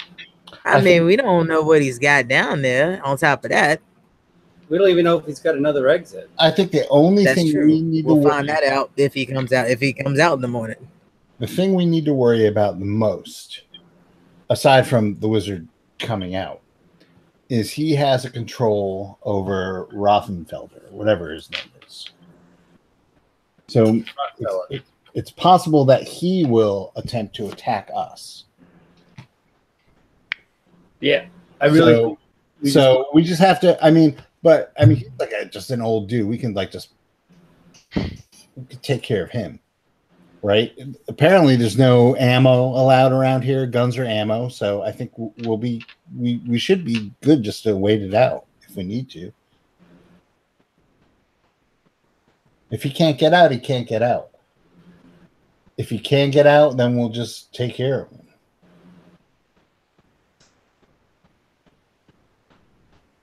This might be the only exit just because. I just need to make sure this is the only exit before I agree to that plan.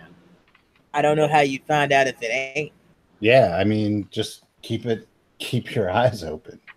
This is probably the only hat because this is the only way he comes in and out, according to the guy. Yeah. All we can do is watch. If he shows up, then we know there was another way out. Yeah. All And right. if he comes out of there, then we're here. So I'll go find a good spot to perch and watch. Okay. Just keep your ears on. So everybody is going to take up positions in the orchard, keep an eye on the gazebo, and see if this guy surfaces. Is that the action? Yeah. Okay. Yep. Okay. I won't have you guys make spot hiddens because you're specifically training your eyes on this scene. You're hyper attuned. And guns. And you've got guns, and you're just like watching like a stakeout. So this is not exactly like a casual observation moment. So I'm gonna take this time to reload from my reserve and make my rifle have all of the bullets. Okay. Yep. Yeah, I do the same. I make sure I'm reloaded. Makes sense. So I have Okay. 2 extra shells left, and my handgun is fully loaded and ready to go too. Okay. So right around dawn, sure enough, there's some movement. At first you think, oh, well, you know better, but it's like, oh, is that thing coming back to life, or is it like, maybe we didn't kill it, but what it really is it's the trap door underneath trying to like push up, and this gorilla thing is sort of half draped across the trap door. So there's a few moments of like the trap door, you can see some motion as somebody underneath or something underneath is trying to like get up, but can't. I'll swallow your soul. I'll swallow your soul. Dead by dawn. But cannot get through the weight barrier. So that happens. Then maybe not 5 or 10 minutes passes, and it starts happening again. But this time, there's this concerted sort of push, and you can see not just one set of hands. You can see what looks like multiple sets of hands pushing the, that finally managed to get the trapdoor like slammed open, and the gorilla thing kind of flops over a little bit. I always wanted a bunch of guys to kill. And then you see coming out of the aperture, and not coming out like G.I. Joe, like ready for action. It's ridiculous almost. You see this figure. It definitely looks like another like zombified creature. Doesn't look as decayed and decrepit as the ones you dispatched the night before. It definitely doesn't seem to like the sun. Like it sort of starts putting its head up, and it's really weird because you see it's wearing like this poofy hat. This is what's really bizarre. It's not dressed like a corpse that just fell out of a crypt. It's got like it's actually decently dressed.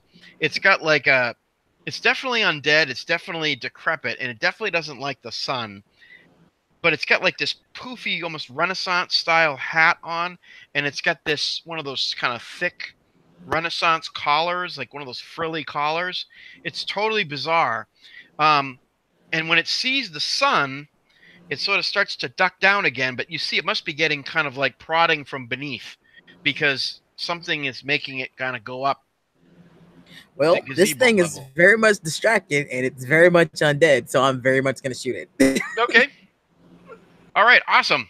So give me you can take a free round of whatever, because it's definitely not looking for getting shot. Oh yeah, I'm lining this sucker up. Okay, awesome. So go ahead. That is a miss actually. Okay, But no, you know what? Fuck it. I'm spending the points on it. I spent 10 points to make that. nice, nice. Okay, boom. So you shoot this Renaissance-clad zombie as it's just kind of coming up onto the gazebo, and kind of looking over at this gorilla thing, and then all of a sudden it's shot as Leland's bullet takes it. That's 13 points of damage. Wow. All right. Boom. 13. Where's my... Okay. Okay, so that's like a surprise to it. Do you have... Leland, do you have any kind of, like, art history or anything like that? Odd question to I ask. took history. I did not take art history. I took general history. General history. Okay, give me a hard general history roll. Oh, if I make this is going to be amazing. No, I don't even come close to making that. Some dead Renaissance looking dude. So you blow a big hole. He's not all the way dead, but he's sort of clutching at himself. And he shrieks out. He says, even though his larynx is decayed.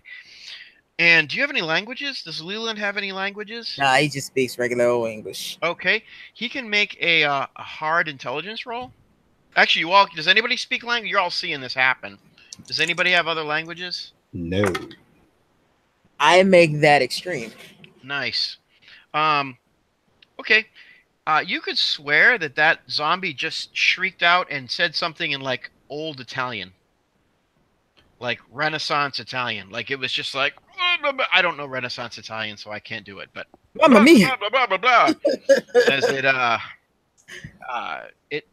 it definitely, yeah, it's looking, and there's a gleam of definite sentience about itself, as it's now jabbering on in Italian, and it's yelling down at somebody down in the hole. And you see the trap door, like you see another arm come out, grab the trap door, and boom, barricade it, like pulls it shut again, leaving him outside, leaving him out there. And he's not doing like the zombie like attack, he's like scrabbling now. He's like yelling in Italian and scrabbling at the floor of the gazebo as if to get back in.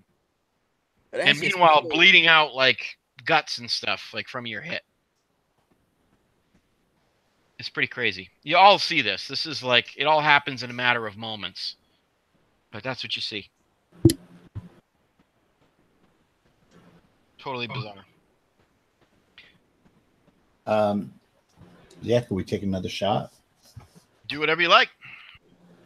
All right. I'll take a shot at it. All right, take a shot. I make that, and that is hard. Excellent. Do damage. I actually hit something. What do I do? 11 points of damage. Wow. Okay. With that second shot, you knock it right off the gazebo. It takes like another full-on shot. It's like, ugh! And it like hits the small railing of the gazebo and just kind of goes, ass over tea kettle, like right over the side of the gazebo, and like lands, on the ground. Twitches once or twice, and then seems to be done in. There's a lot of them down there, guys. Is there like a gas can in the barn? I was about to say, we got gas and we got fire. Fuck it, let's do this. I would love to make like a Molotov and also soak the gazebo. Well, since you brought it up, give me a luck roll. Wait, I spent a lot of luck already.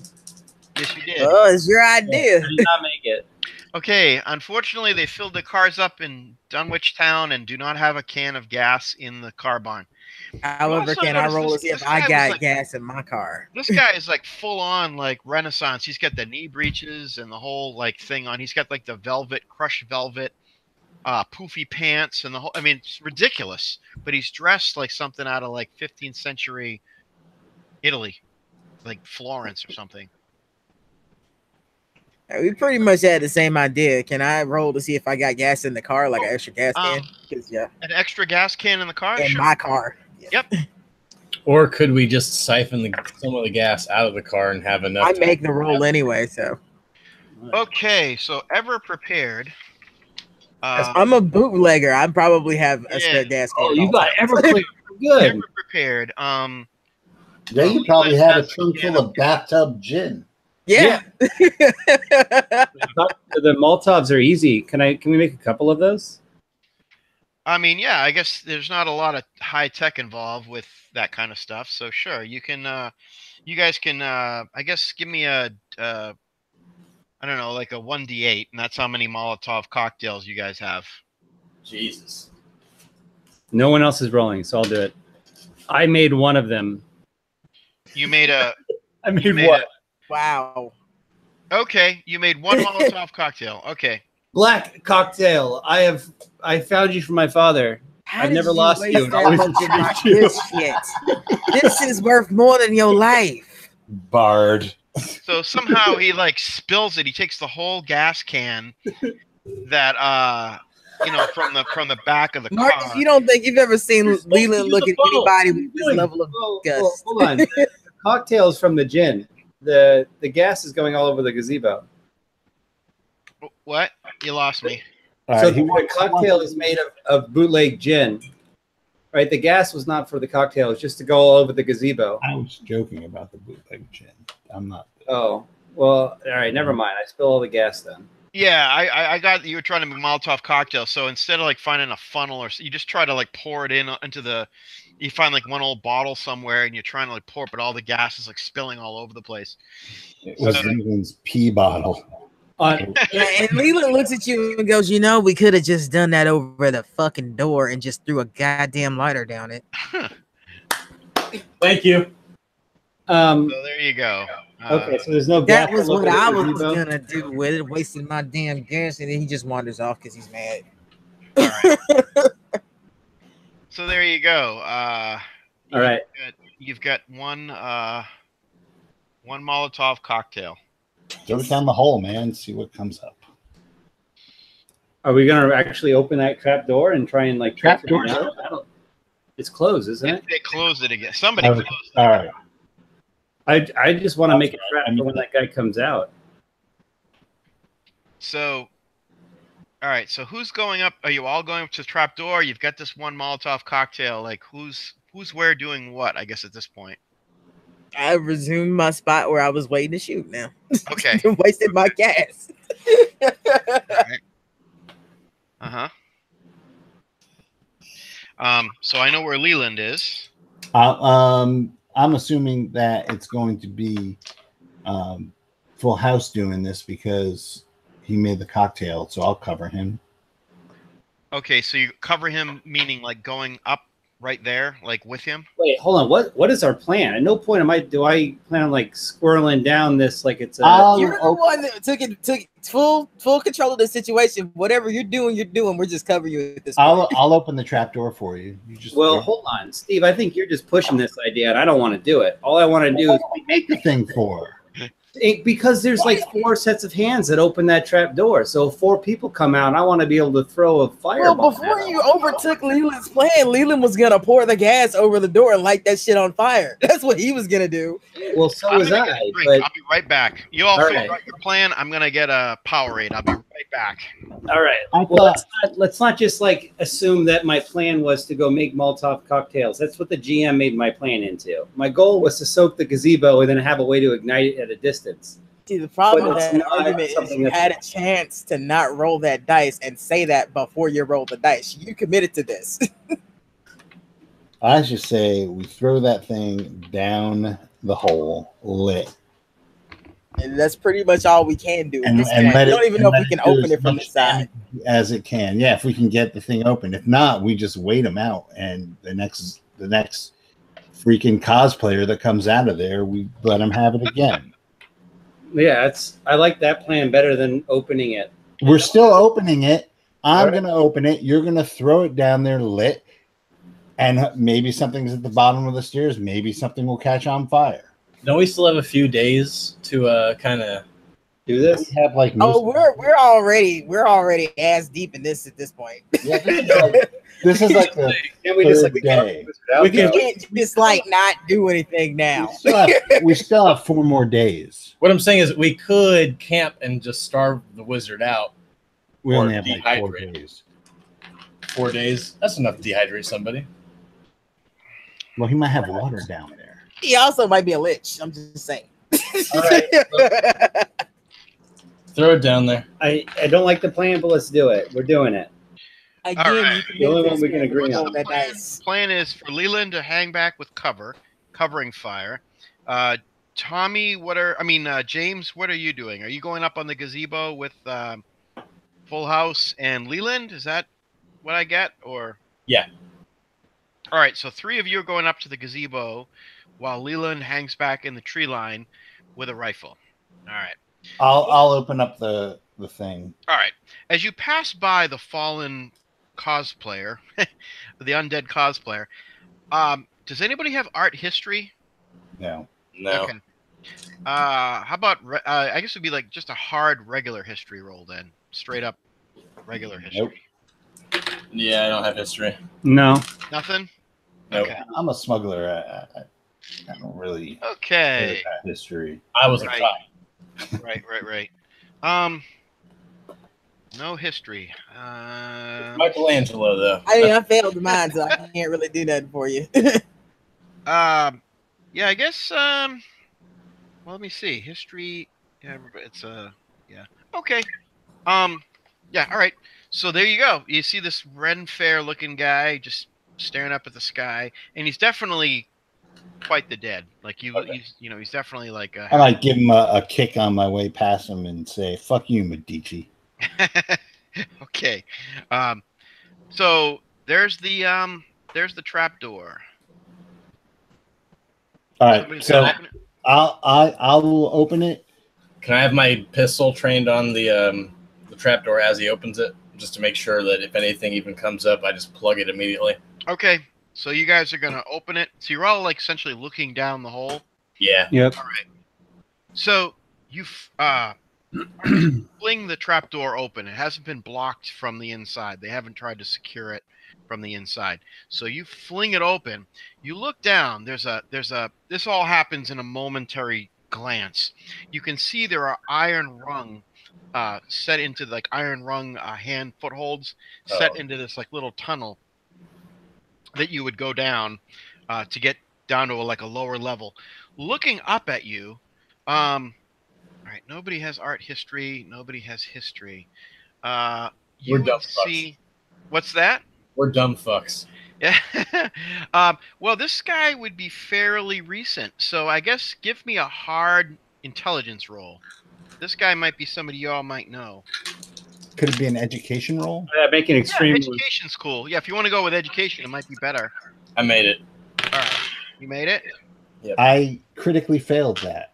All right. For the moment, but so Marcus is out. How about Full House? I made an extreme. Awesome.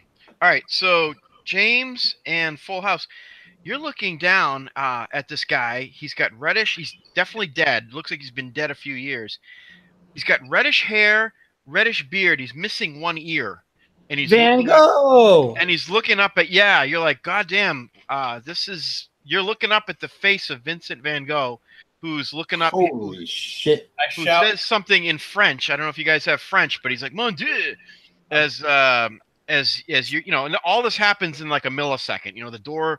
Marcus grabs the door, flings it open. You've got the Molotov cocktail ready to hurl. Looks like there's a tunnel down there. Looks like it's like there's like a little passage down with the iron rungs. At the bottom of it, standing about 10 feet down, looking up at you, is none other than the corpse of Vincent Van Gogh, and with sentience. and then there's like a tunnel beyond him that goes off someplace. I shoot him as soon as we see that Okay. there's another thing. All right, so you shoot him. Yeah. Okay. Give me a Murdering roll. all these. Ooh, I made an extreme success. All right, you shot Vincent Van Gogh in the face. Yeah. Get his Yeah, other Did I get- ear. yeah, I was gonna say, did I get the other ear?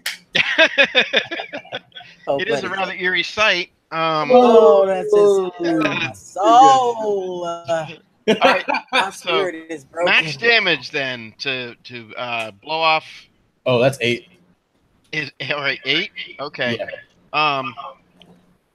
Let's see. Not as much as we thought.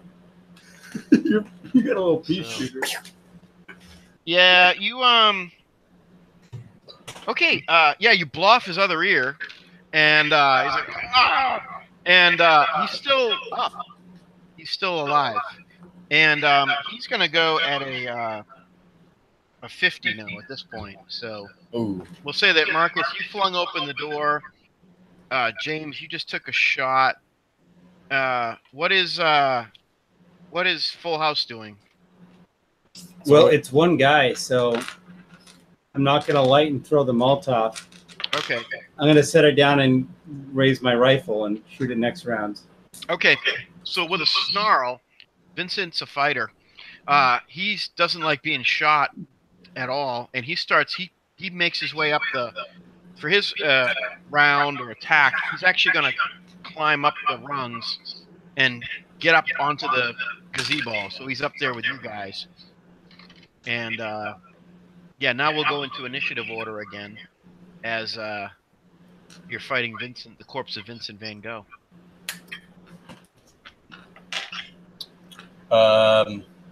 That'd be me. Wait.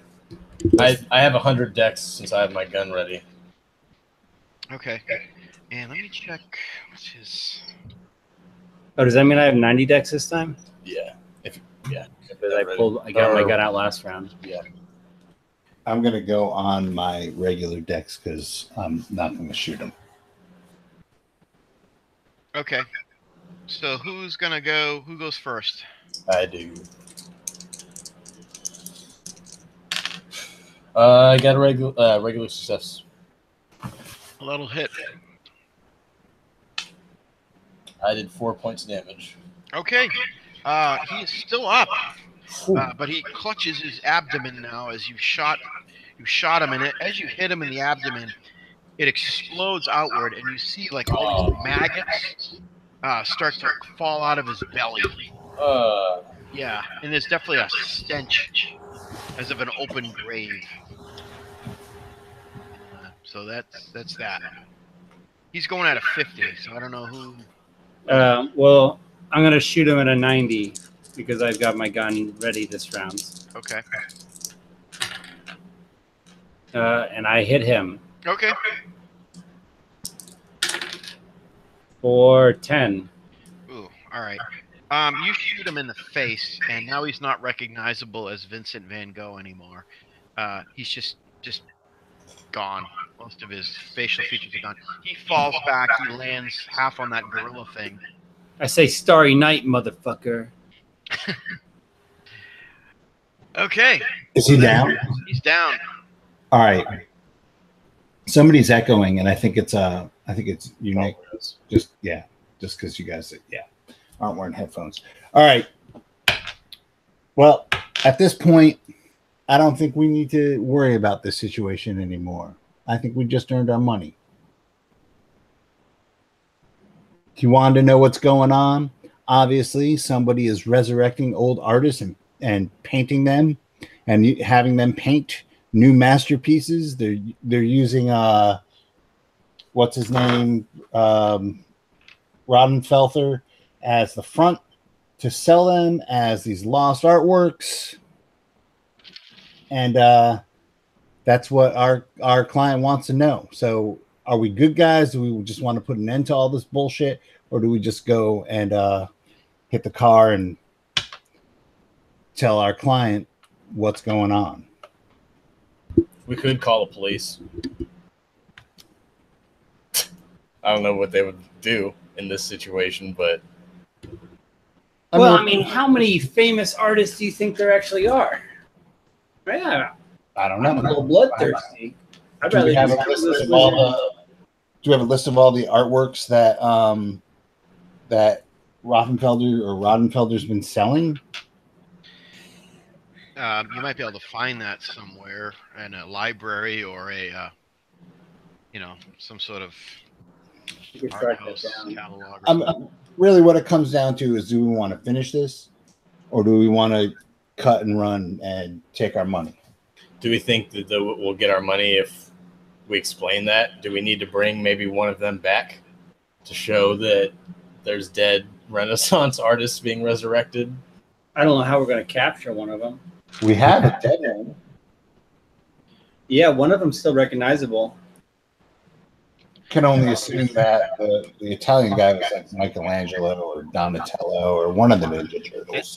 At this Yeah. point, another voice enters the conversation. You hear this resonant voice God damn it. say, "I think you're all going to help me clean up this mess."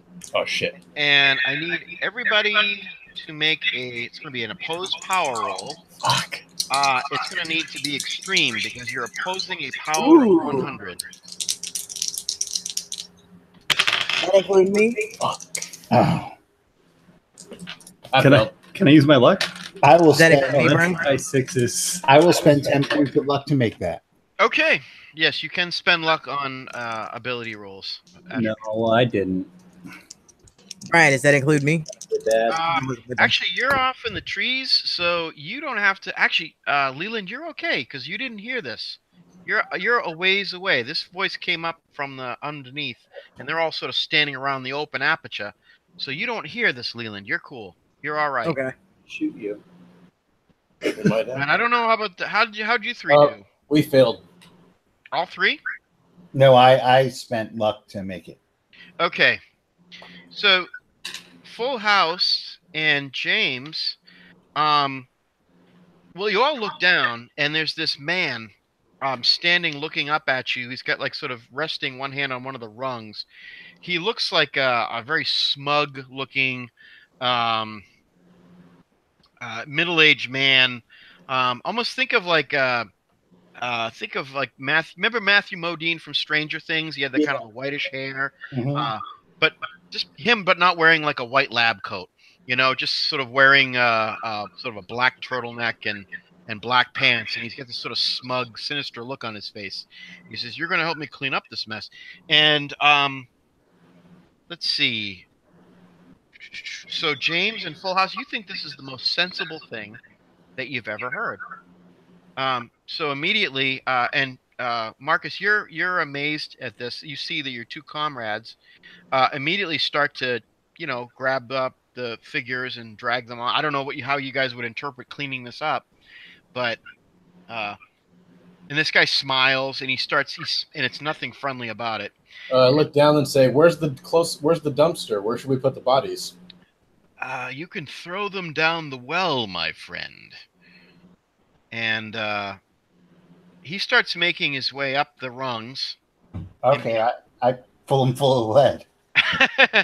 All right. Yeah, he seems to think all of you are under his command. He just assumed that you all failed, I guess.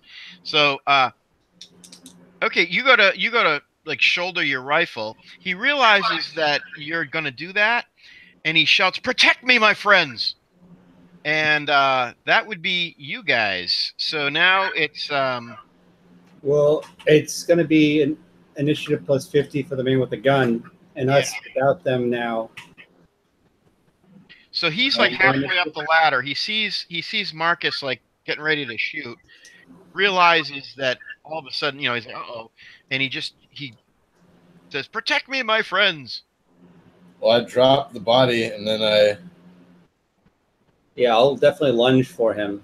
So this will be combat order, and everybody's in on this. Leland, you would see this too. You would hear that shout.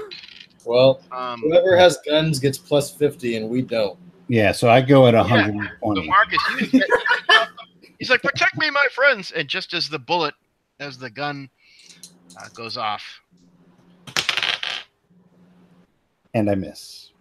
oh, all right. So He dropped. So okay, you miss. So boom, the gun goes off. He yells, "Protect me!" Who's next? This That guy's would at a be me. yeah. This guy goes at a 70. That's his score. So mine's 95. 95. Wow. What do I see? Because I have my gun out. I was ready. I was covering them. You heard this guy shout very loudly, "Protect me, my friends," as Marcus shot down the trapdoor hole. And that's what you've seen so far. That's it. That's what you've seen. Okay, so I don't really know what's going on, but if Marcus was aiming down that hole, Yep. And like I haven't seen them attack Marcus yet because they haven't yet. So yeah, I'm aiming for that hole. So as soon as I see a head pop up, Leela's pulling that trigger. Gotcha. Good girl. Okay. So that was at a 95. Right. At a 70, does anybody beat the guy 70? No. Okay. He drops down the hole again. He was like making his way up the ladder. He got shot at. He lets go. He kind of drops down a few feet and skedaddles like down into the darkness of whatever he's got going on down there. So he's out of sight. I need each of you two, now that he's sort of not in your presence, you each can make a D6 roll. Oh, a D6. Yeah. That's how long you're going to... Ooh, I got a 1. Okay. 4. All right. So for one round, James, you're going to follow his command, and then you're going to snap out of it. Okay. Full House is going to take you a little longer to come around. So you're still sort of in the throes at this moment. You're still in the throes of his enchantment, if you will. So who's next? I am. That's okay. What are you doing? Yeah, how do we interpret protect me? I don't know. How do you? I'm gonna try to punch the guy I'm gonna try to punch Steve. I Okay. will dodge. All right. I made it. I missed. So, wow. Okay, so you punch him, James. I hit him for 2 points of damage. Okay, so poor Marcus, you get sucker punched to the side of the head. What the? Oh wait, I do have a damage bonus. Hold on. That's another 1 point. Okay. You're gonna have a big welt on the side of your jaw from James taking a good clock at you. Pow. Clench your teeth. Leland, you see this? You're like, what in the devil? What the hell is wrong with them? Meanwhile, Full House, is it your turn? Yeah. So how you've seen James leap to the defense of your new friend. Yeah. So I will drop the corpse, pick up my gun. Yep. And can I try and stick him this round? Yep. And then I'm gonna try and stick him. Okay. You get a bonus die. Why? You got it because you're ganging up. I'm surrounded. Oh God. Well, you're gonna get stuck and shot in a moment. Fighting back or dodging, Marcus? Dodging. Okay. So it's not a penalty; it's a bonus. So 31, I hit him. I successfully dodged. Well, So that's what good was- for you. Yeah, Regular success. And you got a regular success as well, Full House? Like, what was your level of success? Oh, it was a hard success. Was it a hard success? Yeah. And All right, yours well. was a regular, Marcus? Yeah, mine was regular. So he is going to, with that, because of his level of success, I think he gets you. Yeah, Sorry. certainly does. 6. Oof. Ooh, Yeah. Is that so? that is not a major wound, but it definitely fucks me up. All right, so you suddenly, you're stabbed in the side that just jams it between your ribs. Somehow misses all your vitals, but still a terrible wound. Leland, you can't believe what you're seeing. You're seeing your two friends. One of them just clocks. But one of them's my Marcus. friend. The other one's a guy I met a day ago. Oh, there you go. Right. Maybe it's a setup. You know, maybe these two guys are You know, I couldn't trust working that for the fucking wizard cop. the whole time. Nah, fuck that. I couldn't trust the cop. We know him. Mm. So, anyway, there's that.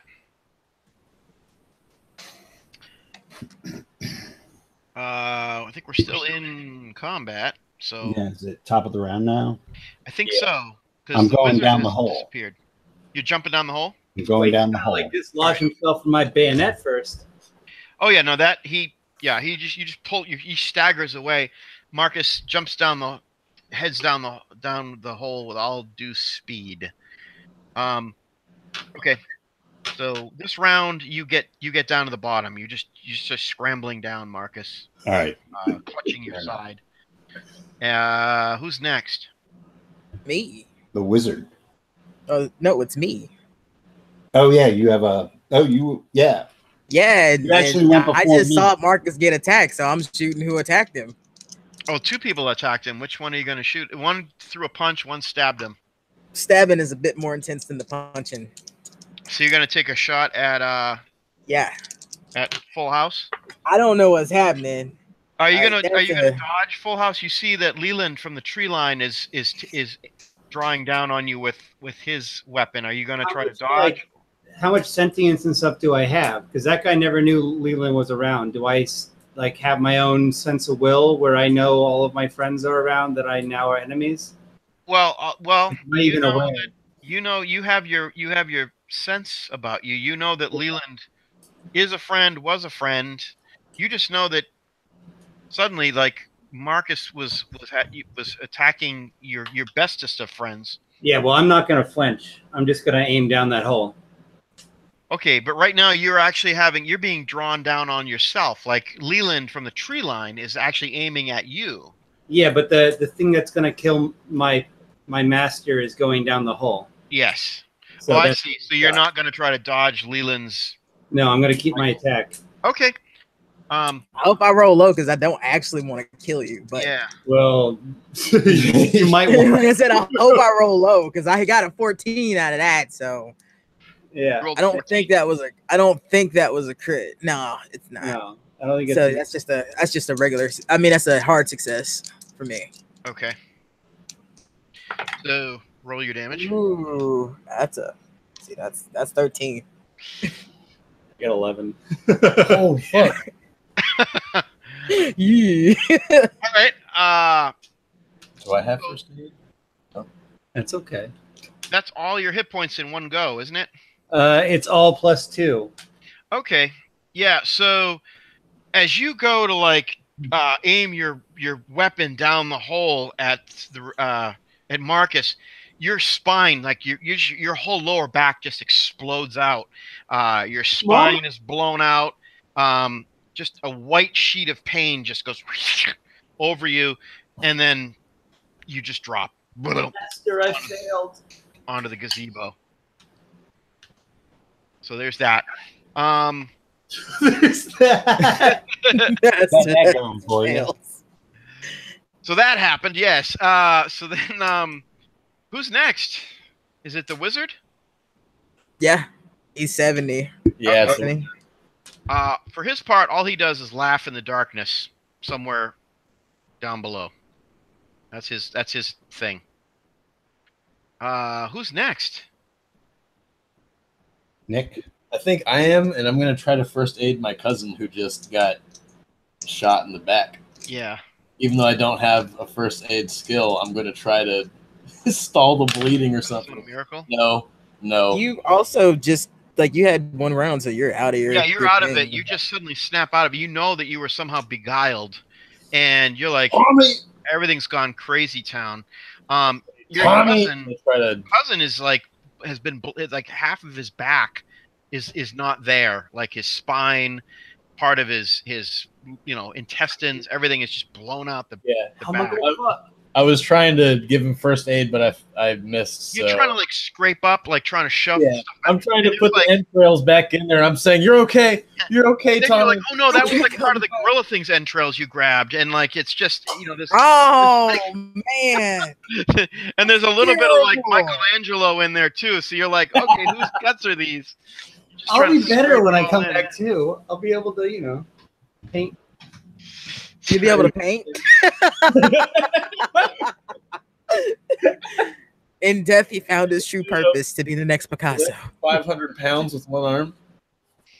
I don't think I Can can make it to you fast enough to try to fair stage it. I don't know what's happened either. For all I know, y'all just fucking turned on my dude. you imagine if Picasso came back with his like as a zombie with his nose on his cheek, Oh. and the other? I think he's still around in the 1920s. He's like doing his Yeah. thing, isn't he? This is like the height of his powers. Yeah, Yeah. yeah, that's right. That was my round. Okay, so that's your round. Are we back to you, Steve? Is that where we are? Yeah, I'm going after that laughter. I'm heading directly towards that laughter with my Okay. gun ready. If I see anything, I'm shooting. It is pitch black down here. Do you have any source of illumination? I do. I have a flashlight. All right. So your flashlight, you're bleeding, you're clutching your side, your face. You don't even feel your face right now. Just the shock of the bayonet is and you're holding your side. The flashlight is bobbing as you head down. It's like this narrow passage, sort of flagstone lined passageway. It goes under the land, under the ground for maybe, I don't know, probably about, well, as far as you can tell, it just goes. You do see in front of you another corpse-like face. It's not the face of that wizard guy. It's not Dunkelhurst. It's another face. You think it's probably another one of these artist guys. So listen, Rembrandt. And he's just holding up his hands as if like thou shalt not pass. Like he's not rushing to attack you, but he's like holding. He looks scared too. Like for a corpse, he looks scared. He's just like holding up his hands and blocking. This is like a single file passageway, and he just got his hands up. I ask him directly, do you need this schmuck for you to stay alive? All right. And you asked that in English? That's all I know. All right. Let me see if this guy would know. Yeah, he might. Paul Cezanne. Say it in old English. Yeah, Paul Cezanne. He was Just a thou fairly know it. He looks at you and he says in heavily accented English, he says, I know not where I am or what hell this is. I'm a slave to this man. I do not wish to be here. I'm going to end him. Get out of my way. All right. And with that, he nods and he steps aside. And I walk on down the hall. You walk on down the hall. All right. And okay, how about the rest of you? Now, meanwhile, so you get past Cezanne. It's a little uncomfortable going past. You have to kind of go like body to body around him. Yeah, it's like a very narrow. And you can smell the death I coming was saying, out. he probably smells terrible. He does. He smells like rancid corpse. So not fresh. But he lets you go by. And meanwhile, up above, I'm walking towards the scene that just happened with my gun up. Okay. The fuck is this, Smith? I don't know what happened. Something my I don't know if my perception was cloudy. I took a swing at Willow's for some reason, and I'm just trying to help my cousin. Can you please help me? I'm trying to put him back together, and I'm like still trying to put the entrails stuff in there. Leland, are you gonna stay above with Tommy? I mean, with James and Tommy, or are you heading down the iron rungs to get to follow Marcus? I need a second. So he's not going down just yet. He's looking to see what's up here. Is that Molotov still up here or what? Yeah, that's actually kind of rolled off to the side. No one actually used it. All right, so that's what Leland's doing. He's picking up that Molotov because I'm pretty sure, like, it's been around. I don't think I can help. I don't think I can help him he anymore. Looks really bad. Like, yeah, all his stuff is out of him. Yeah. Does it look like I could take a shot and try to help him or what? He looks like a real. He looks pretty gone. Yeah, he doesn't look like a full house. He looks like an empty, vacant house. Meanwhile, down in the tunnel, Marcus, you can't believe what you're seeing. You're now passing these little cells, and there are art supplies, like there's paints and there's oils and there's canvas, and these guys have been toiling in the pitch black, making. You can see these works in progress, and unmistakably they are these masterworks that are being done. Um, Apparently, there was only Michelangelo, Vincent van Gogh, and Paul Cézanne, because you don't see other artists at work. You just see like you just pass Cézanne, and you see where the three of them must have been in there. Each had their own little space, and were doing this work. And then after about, I don't know, maybe 40 or 50 yards, it opens up into this kind of subterranean lounge, if you will. I don't know, a wizard's workshop slash lounge, and sort of standing in there looking like he's all that in a bag of chips is this Dunkelhurst guy. I shoot the bag of chips. All right, he turns on you like smugly, as if, and his eyes, like, he must be able to see down here, because even though you've got the flashlight, he can, like, it's pitch black otherwise, and he's totally fine with it. He goes as if to make some sweeping smug comment, and you just unload. So give me a shot. I make that. Nice. All right. Fine. Roll damage. Okay.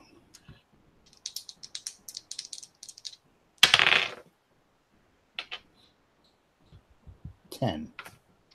All right. All right. He takes the shot. And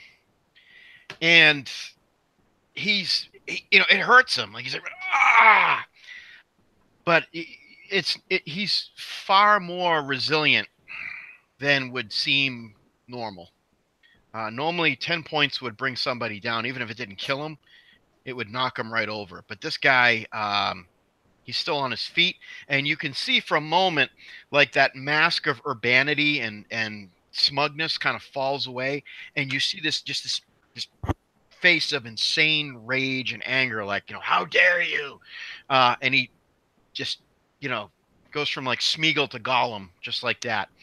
The rest of you, the two of you up above, hear the sound of Marcus's firearm go off. So you do hear that. Meanwhile, down below, it will be regular initiative, because you just kind of had your gun out, and he was about to monologue, and you just hit him in the bag of chips. Yep. Yeah. Bam. It's Second shot. gonna be he's gonna go at a 70. That's his. I go at 120 with the gun. All right, so take another shot. I hit, and that is that's hard. Okay, so that's regular damage. So you hit him again. Another 10. Okay. He takes it. Still on his feet, definitely blown back, and there's parts of him getting hit. He's get bullet holes, and there's some blood coming out. Even though it's hard to tell in the darkness, and he's wearing dark clothing, but you can see stains where you're having an effect. But he's taken 20 points. I mean, game terms, he's taken 20 points of damage. So he's taken two shots from a 30-aught. Yeah. Rifle. Directly to his midsection, and he's still up and snarling. Let me see what he's going to do here. All right, he makes some kind of foul gesture with his hands, just some sort of it almost looks like he's twisting his arm and his wrists in a way that's just completely unnatural. And I need you to make a power roll. I made that regular. A regular, okay. So that will reduce the. Okay, you only take essentially you take a point of damage, as like your hands start to smoke a little bit, like there's like blisters on your hands, as if he's trying to and your fingers almost kind of curl up and twist a little bit. But it was only a point of damage, so you still can operate the firearm or do whatever. But there's like a little bit of smoking blisters, and your hands are starting to twist in unnatural ways. Yeah, I'm going to take another shot at him. Okay. Do I have to take make a sanity roll for that? Yeah, you probably should. All right. I make that. Okay, so you don't lose any sanity. It's pretty horrible, but Yeah. you're caught up in the moment. Yeah. Say I'm if, pretty if single-minded. there was at ever a this time point. to make the sand roll, that was it. Yeah. I'm pretty single-minded at this point. Yeah. I just want to end this guy. So I make that regular. Mm-hmm. Let me mark down my bullet. And what about your bullet? I'm sorry. I'm just marking down my ammo. Okay. Meanwhile, up above, you all can hear Oh, this sort of. Did I roll damage? Oh yeah. Go for it. All right. Oh, that one's good. That's 13. Ooh. Okay. Yeah, I'm right. reloading with my last 2 shells to the rifle. Okay. So I'm at full capacity again, and I am going down because I got the Molotov. I'm going down the hole. Yeah, you've heard. Presumably, it's Marcus's weapon because you've heard it a few times. It's gone off 3 times now, in very rapid succession. You hear this as well, James, up top side. You see that Leland is getting ready to, is like shouldered his weapon and is heading down the iron rungs. I'll sigh with dismay at my cousin's death. And I'll head down. Okay, so you guys are heading down. I will avenge you. It's what I would want you to do. All right, so you cry out, "I will avenge you." Yeah. All right. And Leland calls back up. If you're gonna shoot me, you better make it quick. Okay. Meanwhile, a little bit further down the tunnel, Marcus, you've just unloaded your 3rd round into this guy's midsection. Yeah. Snarls in pain and rage. You're definitely having an effect on him. He's like staggering now. He's kind of hunched over. Doesn't look like he'd win any foot races right about now. But he hears the other 2 coming down. He hears the iron rungs and all that, and he gives you this look like, oh yeah.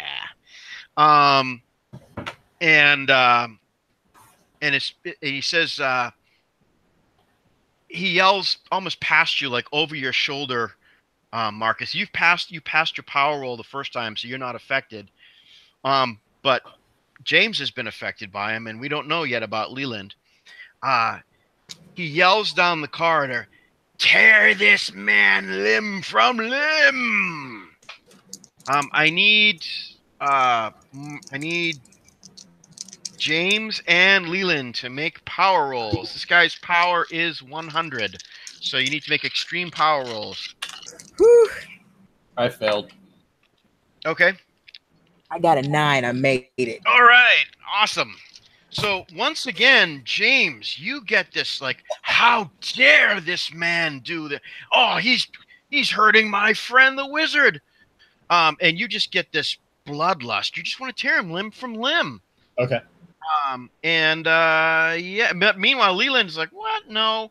But I guess Leland, if you want to make a quick psychology roll to see the transformation that's just come over your friend that's standing right next to you. Yeah, I make that. That's 15. All right. So I make that hard. So yeah, James says, "I will avenge you," but he's not looking up at his cousin anymore. He's like looking down the hallway as if like he's gonna do some harm to Marcus or something. It's pretty messed up. It's a scene. So that was the action of the wizard this round. He's looking at you, Marcus, like, ha ha ha, now you're gonna get it. Okay, well, I'm gonna unload my last round that's in the gun at him. Okay. Should I roll a d6 to see how many rounds? How long it affects you? That's because he left your effect. Well, he's still up on his feet, so I say that's because he left the area you were in. That's why it went away. Yeah. So we'll see. All right, so my last shot misses. It misses? Okay. Yeah. Okay. So all right. So there's that. Then he goes at a 70. Does anybody beat that? I do, because I'm holding my rifle because I unstrung it when I got down. Okay. So you have your rifle out. You can see like it's and I see that down. Yeah, and I see that James is looking funny again. Yeah, James is looking funny again. You can see down the hall, illuminated by I'm flashlight. You can take see the butt of my rifle, which might drop me down. Would that drop me down in initiative? Because I'm gonna take the butt of my rifle and try to knock him out. Yeah, that would put you in melee initiative order. All right. That would take that down. I'm looking funny again. So do you still beat a 70? No, I'm at 45 without the gun. Okay. So he goes. He goes at a 70. He looks at you again, Marcus, and again he makes this foul sound, almost hurts your eardrums as he calls on strange powers, and he makes this weird twisting motion with his hands. I need you to make a power roll. All right. I made it. Hold on. I made it regular. Okay. All right. You take 3 more points of this sort of bubbling, burning sensation around your hands and your arms. He's trying to get you to drop the rifle. Kill him. I actually, Yeah. I will gladly drop it Okay. because I'm out of bullets anyway. Okay. I'm just gonna fuck him up. Well, he snarls with like victory as he's like blah blah blah blah gabba gabba, and and you've got these like smoldering, blistering. Looks like you put your hands in like scalding water and pulled them out, and it's just smoking. It's my monk training. Yeah. So that was his action, was to say foul words of power at you. Who's next? You are. Nick. I have a Nick's dex 50.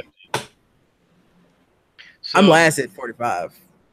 Okay, so James, you go. Are you gonna like go tearing down the hallway? Yeah, I'm gonna try to get. I'm gonna go tearing down the hallway, trying to get Steve's character. Okay. I'm gonna say it's gonna take you the full round to get down the corridor. Okay, so I'm down to five rounds. What? Wait, what did I roll? Oh no, you're still.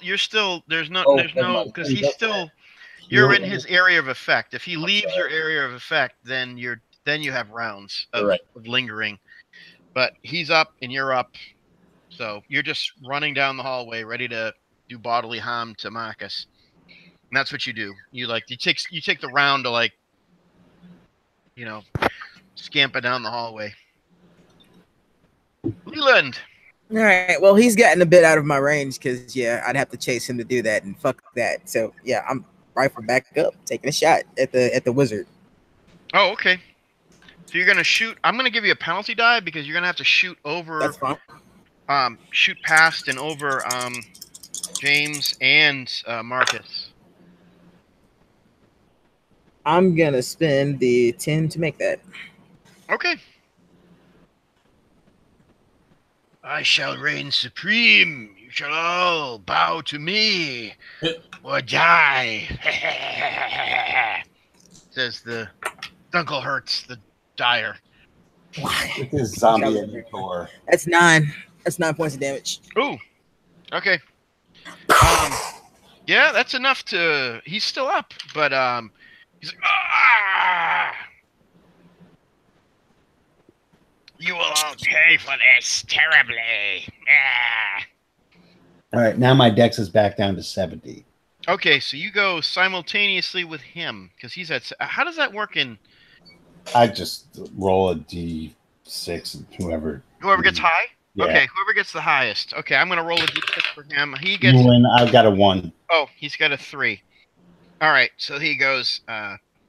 He actually looks like he's he's not gonna do like a word of power. He's just gonna lunge forward and try to clock you. Okay. I'm gonna fight back. Violence. I'm gonna fight back. Okay. He's what's his? All right, he's not a big time slugger. He's gonna miss. So am I. Okay. So you guys are like slap fest. Yeah. Okay, so you guys have started skirmishing. Yeah. So do I have my blackjack? Is that possible? Because I'm gonna just hit him. Yeah, I think you have it with you. Yeah. Okay. I'm just gonna hit him with my Okay. blackjack. He's gonna try to fight back because I rolled an 0-1. Wow. All right. Wow. Damn. That's yeah, that's roll damage. Maximum damage for the crit. Yeah.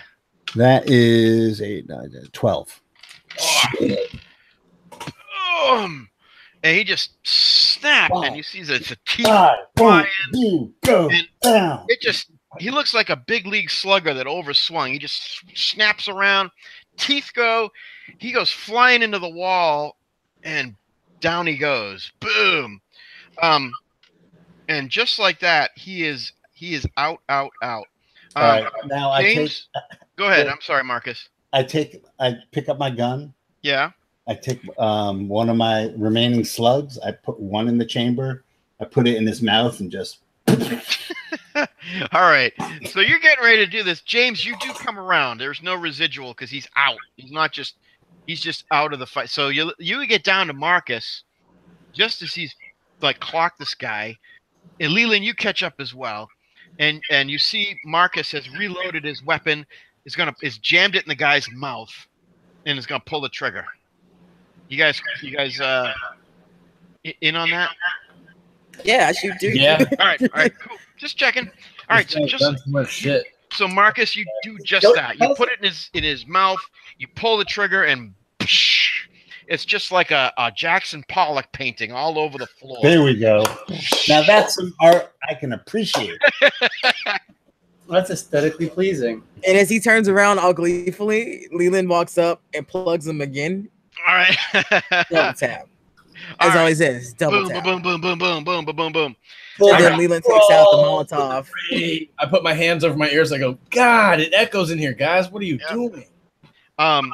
And so as that's going on, one of the last things, another camera angle shows the smiling face of Paul Cezanne, who, with a smile of like relief and comfort, he just falls apart into like grayish ash. He just kind of drops, like a pile of, like he just turns into just a pile of ash.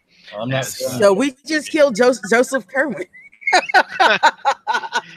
Pretty much. So boom, boom, boom, boom, boom, and ta-da! You've killed the wizard Dunkelhertz and disrupted his terrible necrotic schemes. I might need a little first aid. Yeah. I'm like down to 1 hit point. Wow. That was my like sacrifice. It's all right. You can limp out of the hole. Now, before I torch this place, I you only think we need to take anything out of here as proof of anything? Yeah, let's check the layer to see if there's paintings or anything like that. Or maybe, I don't know, should we take the bodies with us? There are no bodies. There ain't no bodies now. Oh, you're right. Yeah, the dust happened. Yeah, they turned to dust now that let's check he's gone. Let's check for paintings. Okay, give me a luck roll. Shit. I should have said someone else should check for paintings. Not me. I spent a lot of luck. I Nick. spent a lot of luck. I didn't make that. Okay, there's works in progress, but nothing approximating any kind of recognizable finished work. There's Okay. lots of paints and pots of like painting supplies down here. You think they're probably quite flammable. Let's Yeah, that's the plan. What I want to know is that Leland's gonna check the guy's body. Is there like any kind of medallion or something on him, like that would say who this is, or like any kind of insignia? Yep. As you look at his body, he doesn't have any kind of like occult jewelry on or anything like that. But you notice that he's got it looks like he's carved into his own flesh. Like as you pull up like his shirt sleeves, it looks like he's got, maybe they're spells or what they are. You don't know what, but every available patch of flesh on this guy, it looks like he's carved into his own flesh. It's all like scabbed over, but done in like runes and all this. I mean, everywhere. You lift up his shirt and along his belly and midsection, he's got all of these etchings all over every available. Not where his face shows and not his hands that show, but any place that he could hide with clothing is covered with these like scratched, like carved in etchings in his own flesh. That's enough to wig Leland out. Leland's like, all right, I'm fucking done with this shit. And he takes the gas and he starts lighting the place on fire. Okay. All right, yeah, it's easy Let's to. go. This guy can light him up. You can light up the pots of If resin. he can bring him back, I don't know if he can bring himself back. He needs to be gone. Gotcha. Let's go and talk to the old man while we're torching this and get the rest of the story so we can have something to tell.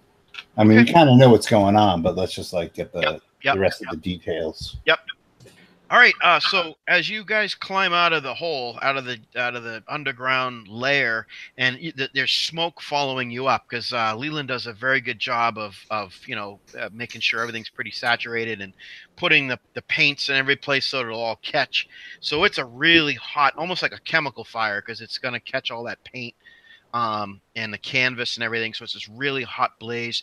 You go up, you pass Van Gogh, who's turned to ash, and you go up, and the Ren Fair guy, Michelangelo, is like blowing in the wind now, like he's just turned to grayish ash. Just in the wind. Yeah, yeah. And the only thing left is this little poofy hat, off to the side. But the gorilla creature is still there, and so is poor Full House laying there.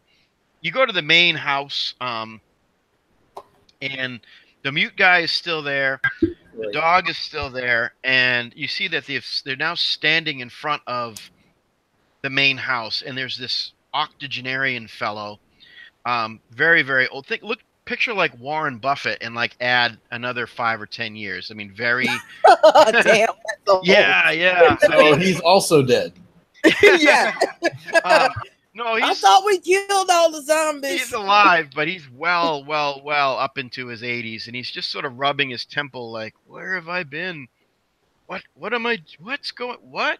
And you see the mute guy is like holding up signs, like, you bought this place, like, this is your home, and he's like, what? He looks all. Who are these people? He looks over at you guys, come up from the gazebo. So. We're the people who just saved your ass from being enslaved to. Never mind. Nope. We need to get more money. He's rich. Your guy'll handle it. And yeah, let me go back to my letter writing mode. He's like,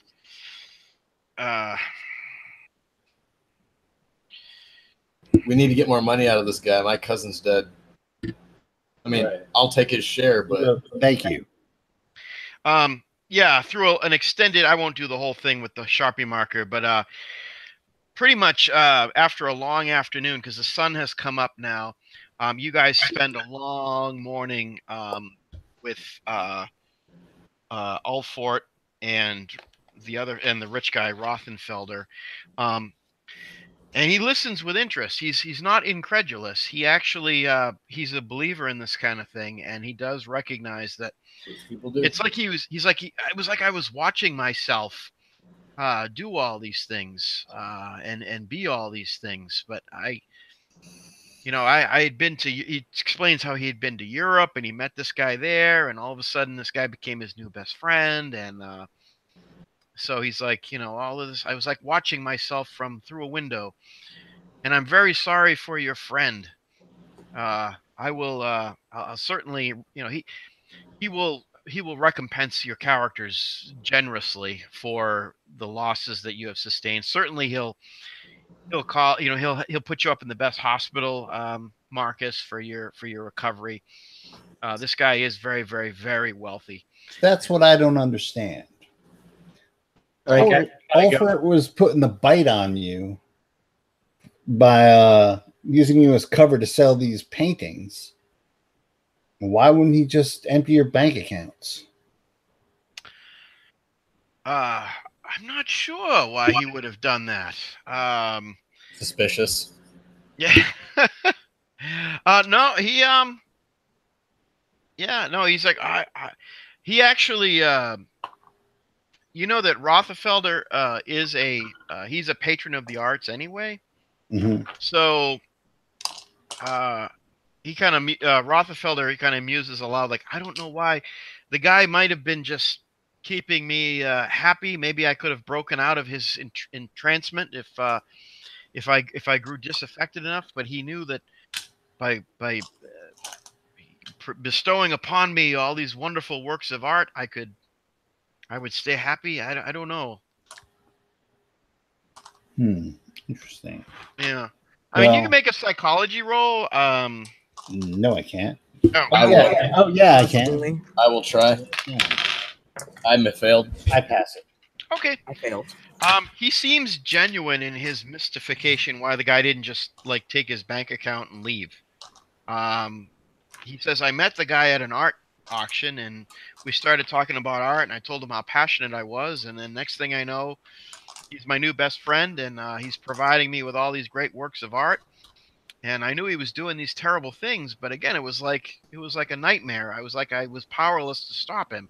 And he seems sincere. It seems like but why he would not just drain the coffers, I have no idea. Maybe he had grander schemes. I'm not sure. Maybe the financial world would have caught him if he had done that.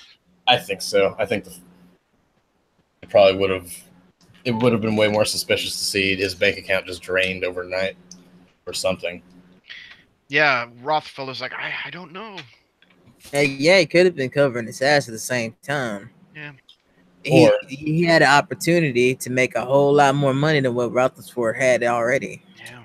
Or the scenario writer thought it'd be cool to have something like That's right. I don't know what Ed Wimble was or wasn't thinking back in 1983, but One more question, sir. if you I mean, don't I was mind. gonna go with greed is absolute because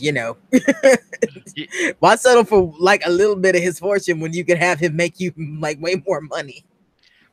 What do the numbers 222 locker numbers in both South Station in Boston and Penn Station in New York City mean to you? they don't mean anything to me. Yes. Don't say anything else. Okay. They're not mine. But that is curious. Yeah. So yeah, so unless you guys want to go to those lockers, I mean, we can do it out of game. We can say, Well, we could go to the one in Boston on our way back to Yeah. report Yep, to our boss. your benefactor there, yeah, Feldspar or whatever it was, Feldspar, Feldspar. Feldspar. Well, These Feldspar. names, man. These names. I know. What were they thinking? Yeah, you can go to the South Station locker, and you go to locker 222. Sure enough, that's what you've got the key for. Apparently, it was Plunkett, who had he has all kinds of newspaper articles about Rothenfelder, and it looks like he was closing in on Dunkelhertz. Apparently, he's some kind of investigator in his own right, and had been sort of closing in. There's like a whole bunch of it's like an evidence file, an evidence locker. So let's just grab it so we can give it to Feldspar. Okay. Actually, do we want to just go straight back? I mean, we had a week's worth of expenses we could take advantage of. That's right. Yeah, this could have taken several more days. Vacation, all I ever wanted. Vacation, how do we get away? Assuming that we're going to maximize our payout. Yeah, and you've got a very grateful millionaire in your corner now as well. So money probably isn't going to be an issue for you guys for quite some time. Cool, because I'm poor. Yeah, Rothenfelder would I don't know how it would work out in game terms, but essentially he would not forget the immense kindness that you've done him to break him out of this. I want to be in his will. He's got to leave. He can make with the amount of money that he has, he can make all of this go away in terms of like shot people and I don't know, firefight on his estate and Right. monkey mutants and all kinds of weird stuff. He's got ways and means now that he's kind of in his own clear head. His man Alfort will also. It never happened. It never happened. Money can be great like that. So Smith, yeah, get me back on the force. Yeah, locker 222 that's what it is. It's a bunch of it shows a bunch of newspaper articles about the graves of famous artists that have been tampered with, and pretty much that Plunkett had been on the trail of Dunkelhertz for some time.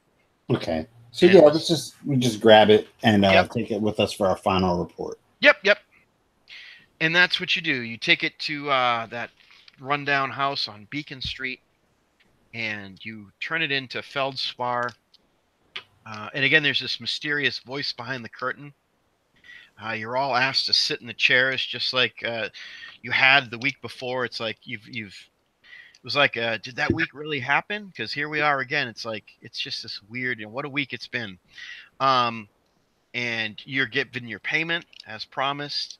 The voice behind the curtain is very, very pleased that you were able to stop Dunkelhurst and that you were able to get to the bottom of the slaying of evidently his man Plunkett. Apparently, he does let out that the voice, whoever this voice is behind the curtain, says, "Yes, Plunkett was in my employ.